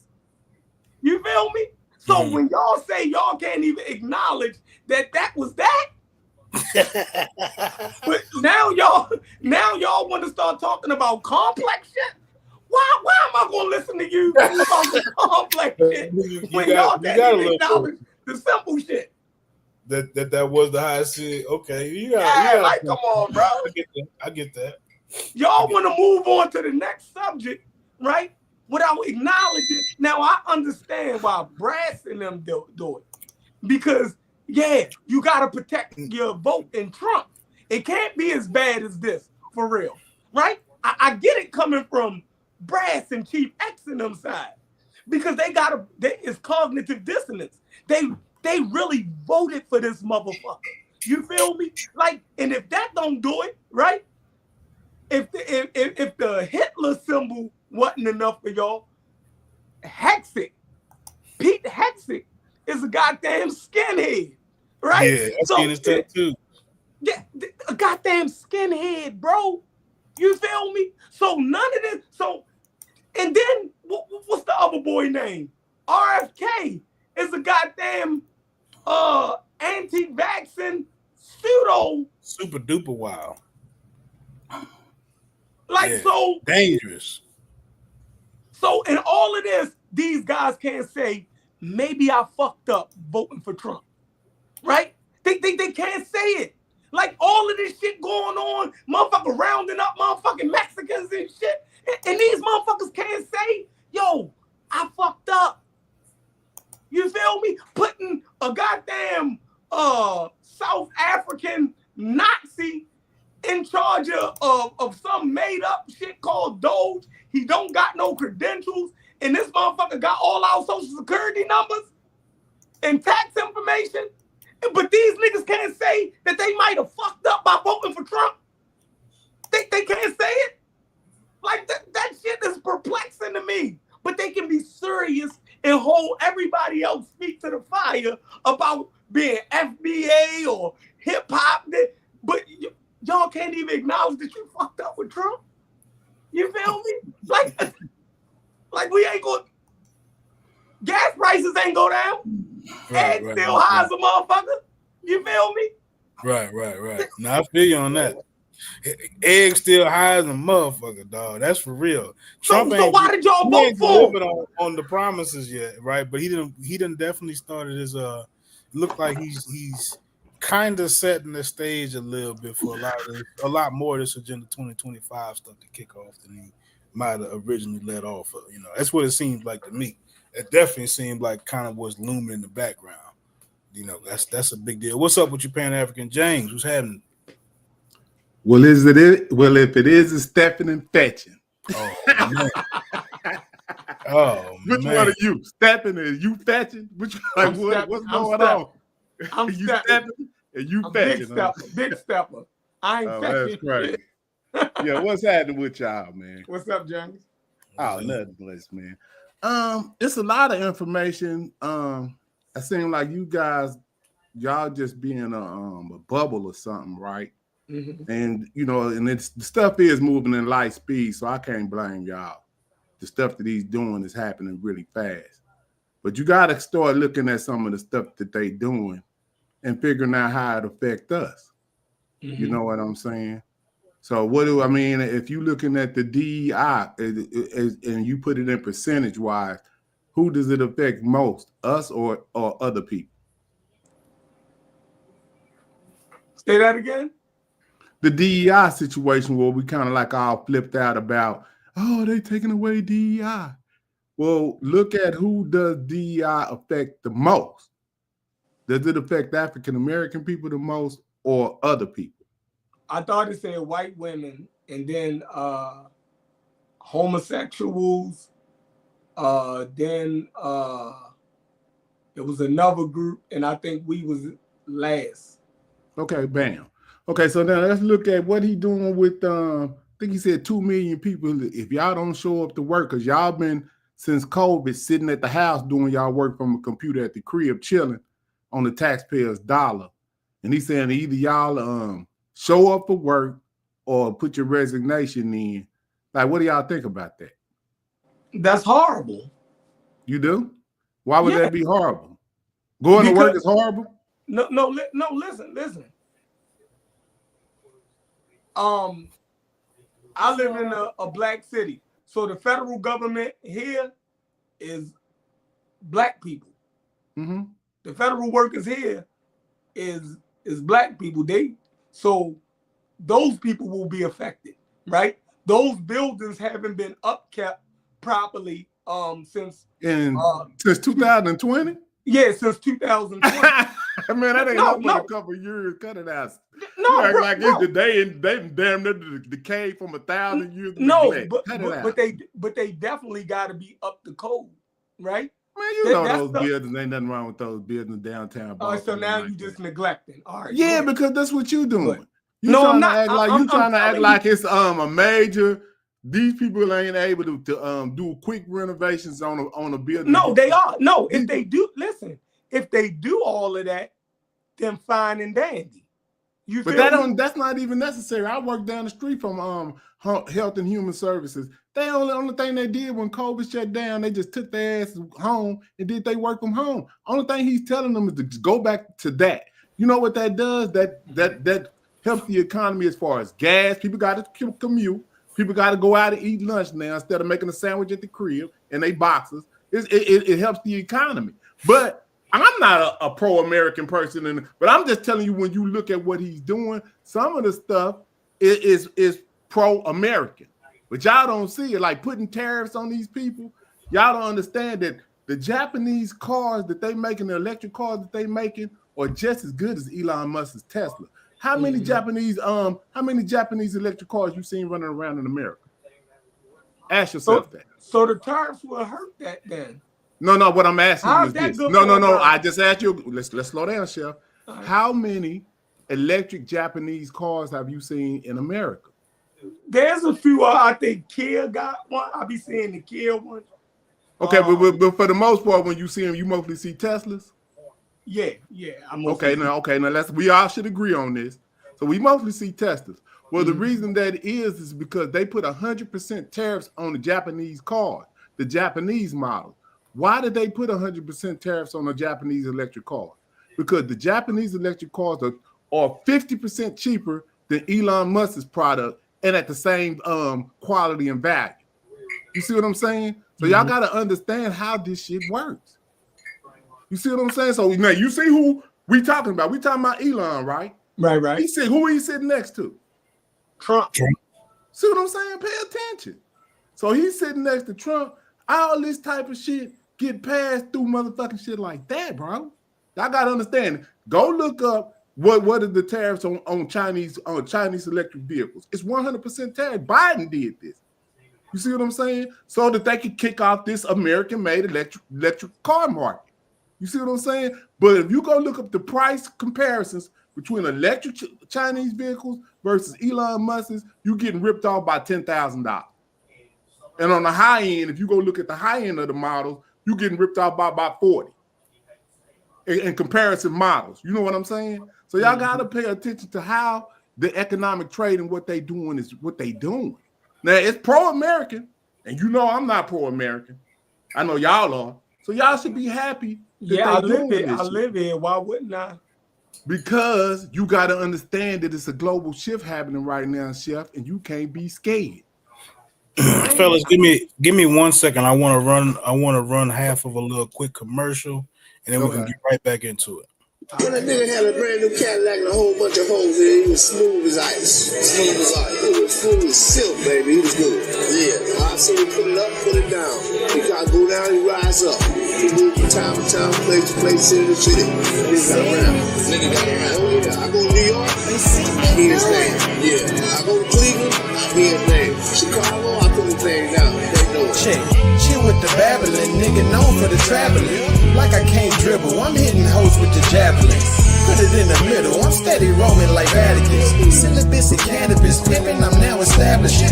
Wolf out the pack, I'm catching stallions to straggling. Pussy dead stock, I'm ripping hoes out the packaging. Points that I'm averaging, think Kyrie is passing them the ball. Watch me ball on niggas, it's so spectacular. They ill advised. Stepping in no shit because I'm hella wise. Serving up this pimpin' like some curly fries. A Gus chicken gripping on some girly thighs. Fried like some pickles when I'm swinging glides. Having conversations, entertaining vibes. I peep her body language and she peeping mine. I ask if she hungry, she say what's her rhyme. I crack a smile and give her ass some curly fries. Said it's such a spectacular feeling. Real rap, no cap, I'll be macking these women. Shiesty down, condom on, I'm attacking that kid. Rent paid, stomach full, spectacular living. Say my closet is hated by people. The box fur got them hotter than plated fajitas. Parallel when I park and they pay in the meter. My 2 cents that I give belong to museum. The nigga had a brand new Cadillac and a whole bunch of hoes in it. It was smooth as ice. Smooth as ice. It was full as silk, baby. He was good. Yeah. I see him put it up, put it down. He gotta go down, he rise up. He moved from time to time, place to place, city to city. Nigga got around. I go to New York, I hear his name. Yeah. I go to Cleveland, I hear his name. Chicago. Trey Media Records. This is my story. Get the story. On your ID, you see me calling, nigga. Out of this league, a workaholic, nigga. Nickname, big game, big thing. Handle his business, he never switched lanes. Had some brain surgeries in high school. Still came out that bitch a top dude. Moved to the city of the Mavericks. Came out this bitch dropping classy.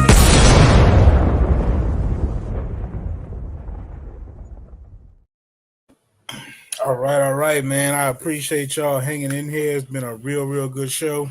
I don't know if Chef coming back, but man,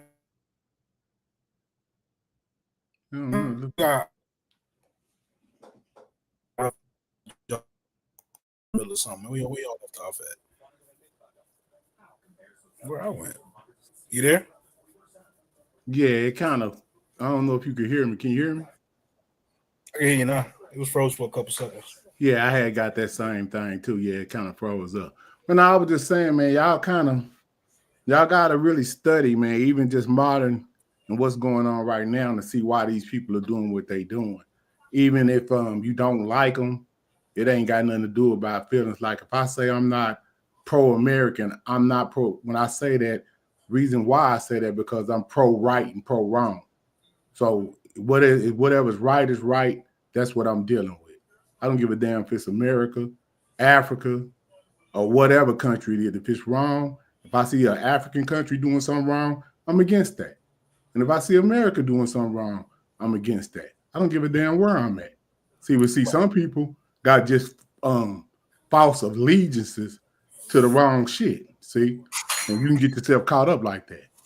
You see, you're demonized. You're demonized. Oh, you anti-American. I'm just saying I'm not pro-American. I didn't say I was anti-American. I'm not pro-American because I understand that some things this country had done specifically to my people and some of the things that they've done around the world and they continue to do around the world is not correct. So you got to do dude that's saying, hey, you know what we gonna do? We finna move in next to Palestine and kick these people all the way out their own country. Right in your face. Mm. You see what I'm saying? Well, but you pro-American, huh?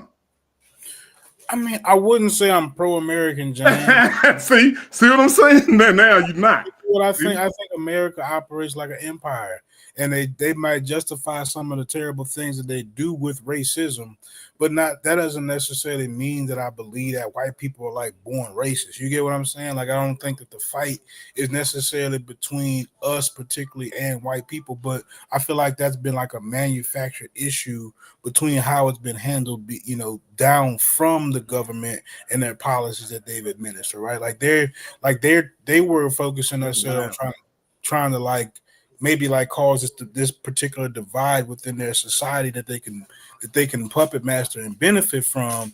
Not that they actually are like black people are inferior, racially inferior. No, they needed a means to justify what they were doing. Did they ever say that? Absolutely. Okay.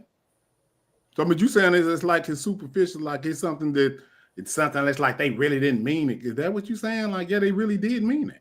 Okay, I'm whether they meant it or not, it was. They did. What are you talking about, brother? Don't even skip around it. Now, when they say they did mean that. So, do they mean it now when they say, listen? When they say that race is just a social construct and it's not real, it's not a genetic reality. Do they mean it the same way that they meant no black people were inferior to white people? No, see, that right there is just a smoke screen to throw people off that don't after they've already could have got you confused. We know that this stuff is very real. I mean, I don't understand how you can sit up and just totally discard that based on them throwing a trick off in there. Who said I'm sitting up with discard? I'm not saying just particularly you, Logic. I'm just talking about anybody that would even pose a question like that when you know what how we've been subjugated here in America alone. Now, how is it not real? Who said? I didn't say like our oppression's not real. What are you saying? I'm talking about that whole race is just a social construct script. No, what I asked did you not just say that? No, what I asked you was, hold on. So did you not just use those words to me? How we got to be saying that? Understand what context I used it in, right? You said that they had. We both agreed that they used racism as a means to justify a lot of what they did to black people, right? Not just black people, to all other people. To all the people, we're acknowledging that. So you can't then say I'm not acknowledging what they did to us after I've just acknowledged it with them. I'm saying right there, right? You get me? But before you said that, you were kind of seemingly, and maybe I might have misinterpreted that you was minimalizing what today's status of how they think of us is. By inferring that today they say that it's just a social construct, like they've changed their position. Right. Well, you're saying to take that word on what they said in the 1950s. Well, in some cases, the 1920s and 30s. Right. So, am I taking those same people's word when they say that it's not a reality? Listen, man, this shit don't start in the 1900s. It goes back from eternity. As far as you can start reading history. This has been going on, so you can't just stop there. That's why you say, well, damn, Why we got to go our way back there? Or why do they lie about the beginning of history? And I'm not even talking about Egypt. Why do they lie about the beginning of history, Logic? Why do they give you a false book? Can I find examples of discrimination before I can see racism? Which one is older, racism or discrimination? Probably racism. Why? When racism is a form of discrimination? Well, you're talking about just the terms. No, I'm talking about one particular group saying that we are better than another particular group. Tribalism, like tribalism is older than racism, right? Yeah. Okay. So really what the inherent human behavior is discrimination. Discrimination seems to be apparently a part of the human experience. That's what I'm saying. So when I'm saying white people do what they do to maintain their dominance economically in America, I'm not saying that I'm pro that. I feel like damn, if I had the lead too, that's the same thing I do. I sit on the ball. I'm not throwing the ball on first and second down. I got the lead in the fourth quarter. No, I'm running the ball, trying to get the game over with so I can win. You feel me? That's what I'm saying. Like when I see America doing stuff, I'm just not surprised that they're not sympathetic to the people that they mistreat on their way to doing whatever they do. I'm just not surprised. It doesn't surprise me. The thing that would surprise me, right, if they turned around and suddenly, became super sympathetic, that would surprise me. That would be. Hold up. So when y'all, I mean, maybe I jumped in too late or something, but wasn't y'all just acting like y'all was shocked about some of the things that he's passing? And then you mentioned Project 2025 or what, something like that. I mean, actually, it is shocking. So what are you saying? Shocking. It's shocking because it's like the audacity of it, right? But you just said you wasn't shocked about nothing they do.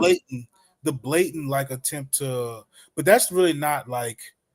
Hold on, you just was talking. You were just telling me. Hold on. Come on, baby. We were talking about two different things. No, we're not. Not Trump's attack on the Constitution. We're talking about white people's attack on black people. Those are two different things, right? The Trump's blatant attack on the Constitution, I was surprised about. Right? I'm not surprised that black people, that black people in America is like. Didn't you just? They're there because white people put them there. That doesn't surprise me. Didn't you just tell Chef about the caution of them being able to change bills in that? When he was saying that he wasn't worried about it, and you was like, no, that allows them to be able to change bills that could affect you later on, right? Did you say that? Yeah. So how am I contradicting myself? Where did I contradict myself at? Because first you said you wasn't worried before I brought all this up. Now you worried. If you worried about them being able to change something like the 14th Amendment, which they can repeal, right? They can change. They can just say the 14th Amendment, we was wrong on that. That's what Chef just said. It's good that they can change stuff, right? That's what Chef was saying. He did. Okay, so they can change. So hold on. You disagree with that, right? Hold on. You disagree with that, right? You don't agree that they should say, man, you know what? We probably should put them back in slavery. You crazy boy. That's what it would be, right? That, man. That's what it would be if they repeal the 14th Amendment, right? It opens the door for it. Absolutely. Yeah, okay. So that means they got the ability to repeal these laws that they see that either are archaic or didn't turn out the way that they. And every and I'm with Chef. They got the right to do that. You know what I'm saying? If that's the way they set their government up in laws like that, they got the right to do that. But you got to understand that the globe is bigger than just America, and based on what they say, you might be 20% to 13% of this population. So you're not the dominant population. So you're already in a losing battle. So what do you do when you want to lose? When you recognize these type of the playing field that you on? How do you get strength? You see what I'm saying? How can you win? Battle. No, it ain't no uphill battle. It is. No, it ain't. Not if you thinking. See? Now, start looking around, Logic. Who had the youngest population on the planet in 2025? Africa. You see what I'm saying? Now, why? Ask yourself this: why did America change the abortion laws? I have no idea. I just asked you one other question, and then I asked you the next question. Maybe they may see that the policies of America in regards to procreation was wrong. So what do? They also repeal these LGBT, HB, whatever the hell you want to call these laws. They repeal those too, right? Why do they do that? Because they see that maybe we may have been wrong in our agenda to teaching our people about procreation in America. Have you ever watched what they say about this, how they getting ready to do charter schools, private schools, and public schools all at one time? You see, you don't know that they're trying to do that. But I haven't heard nothing about it. Yeah, so they're trying to split. They're trying to take power away from public school systems and give you an option, a school option for you to be able to pick. Because why did they do this, Logic? Because of the what they was doing in public schools, teaching these kids about the LGBTQ and allowing that type of practice in the school system. They was like, you got to be crazy to be teaching this to these kids. So that gave them the leeway to make these bills for these privatization of these schools. Who gonna be going to these private schools? You got money to send your child to a private school, Logic? I went to a private school. Yeah, so your mom them must have they sacrificed. It wasn't just no easy thing for you to do that, right? Right. See what I'm saying? So that means they wanted you to have a better education. So the same thing now. Some kind of way they getting ready to make it give you a 3-tier option, or what is it? Private. What is that other charter and public? You see what I'm saying? Pay attention. Now so in the public school system, they saying, oh, we don't want them to even teach the for whatever kind of a history that y'all said they've been teaching forever. Now they want to try to repeal and say, hey, they ain't teaching the right history in school. What are they talking about, Logic? What are these laws that they trying to get them not to? What are they trying not to teach people in school? That y'all said they've been teaching in school. They've been teaching proper history since y'all was going to school. At least that's what Sheffrin said. I said that they just give you a base history of slavery. They don't go in depth, and they don't really give us our history. They just tell us we were some slaves, and basically that's it. But what laws were they trying to get you to where they can change to where the type of history they teach from state to state? Why are they doing that? All of these people are doing this. We're not doing this. This is just, I know you're aware of this, right? You actually teaching me something, huh? Are you telling me you something? You don't know about none of this? It sounds like you're talking about critical race theory. I'm talking about them. Okay, but let's go back to Trump's first term. Do you remember when they were taking all the statues down? Okay. And they was pissed off. Like Robert E. Lee and all of yeah. that shit, right? They was taking all that down. Do you remember that? They said that you're supposed to teach that type of history, right? You ain't supposed to suppress it. You're supposed to teach that type of history, and the type of history, which is whatever they calling this woke thing, which is telling them probably a more accurate or more balanced view of history. They don't want them to teach that no more. But they wasn't teaching that in my era. They were teaching the type of stuff that they're trying to go back to now. See what I'm saying? Mm-hmm. So you got to pay attention to, what's going on. Some of y'all might be too young to understand what I be saying.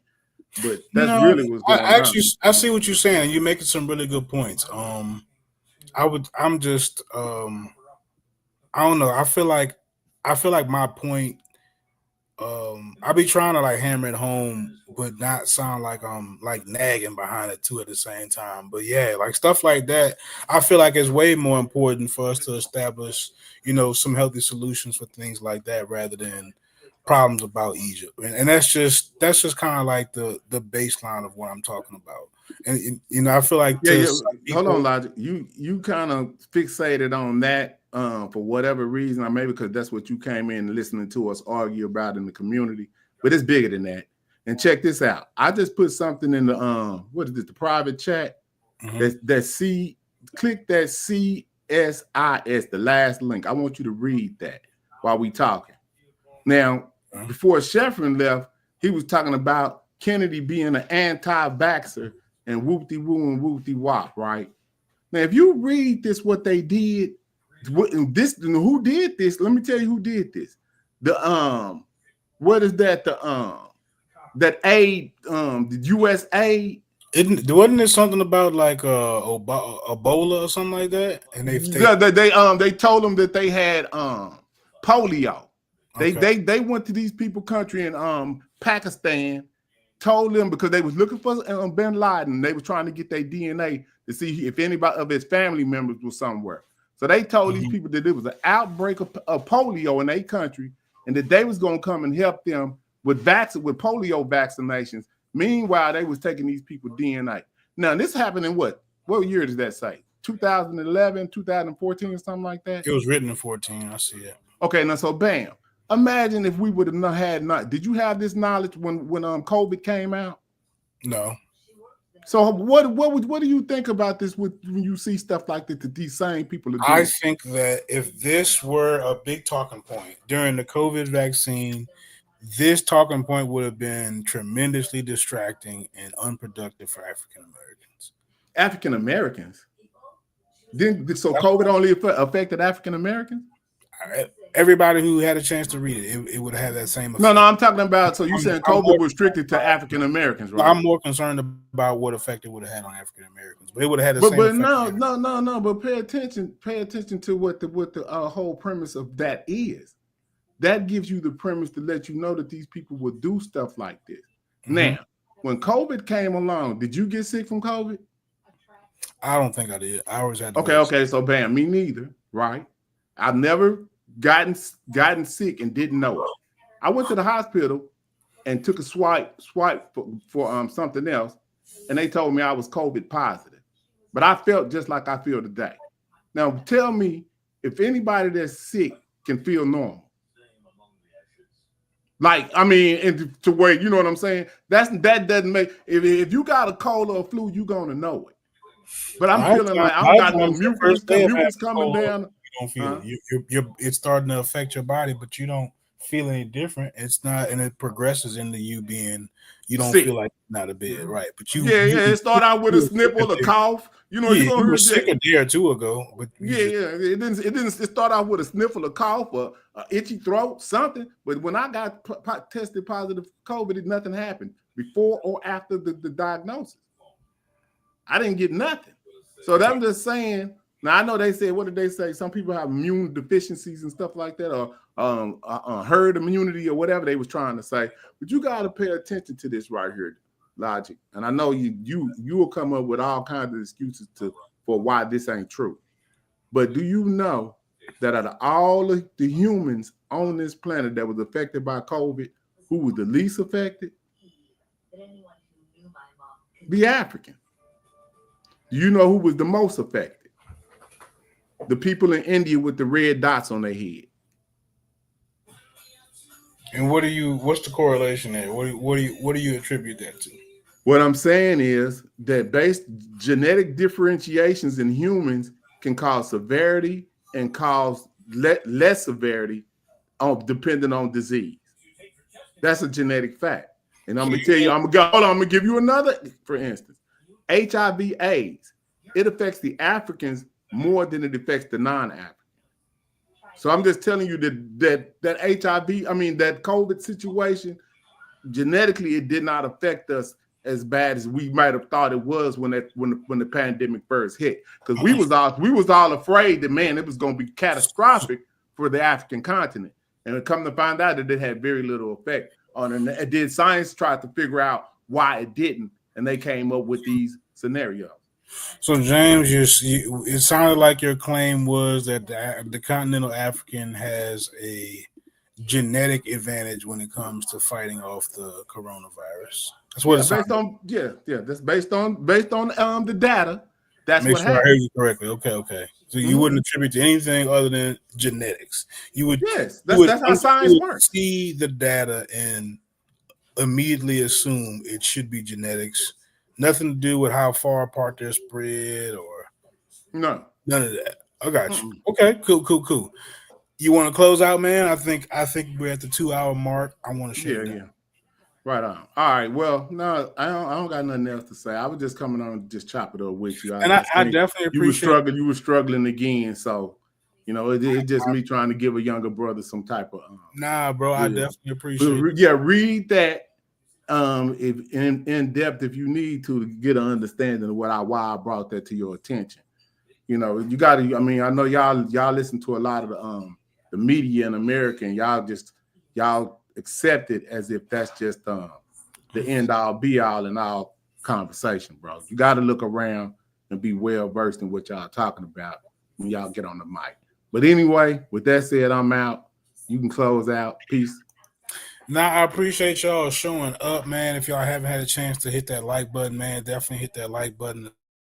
Subscribe to our channel. We're gonna have some more conversations, especially about this Trump character who's in office. He's running wild. Him and his little minion Elon Musk, they just going crazy, pressing buttons that they ain't supposed to. They don't even know what they do. They just like a little kid in the elevator. And we gotta talk about it. Like, they really, Trump is really getting beside himself. He is out of pocket, to say the least. But yeah, we're gonna continue our coverage with that.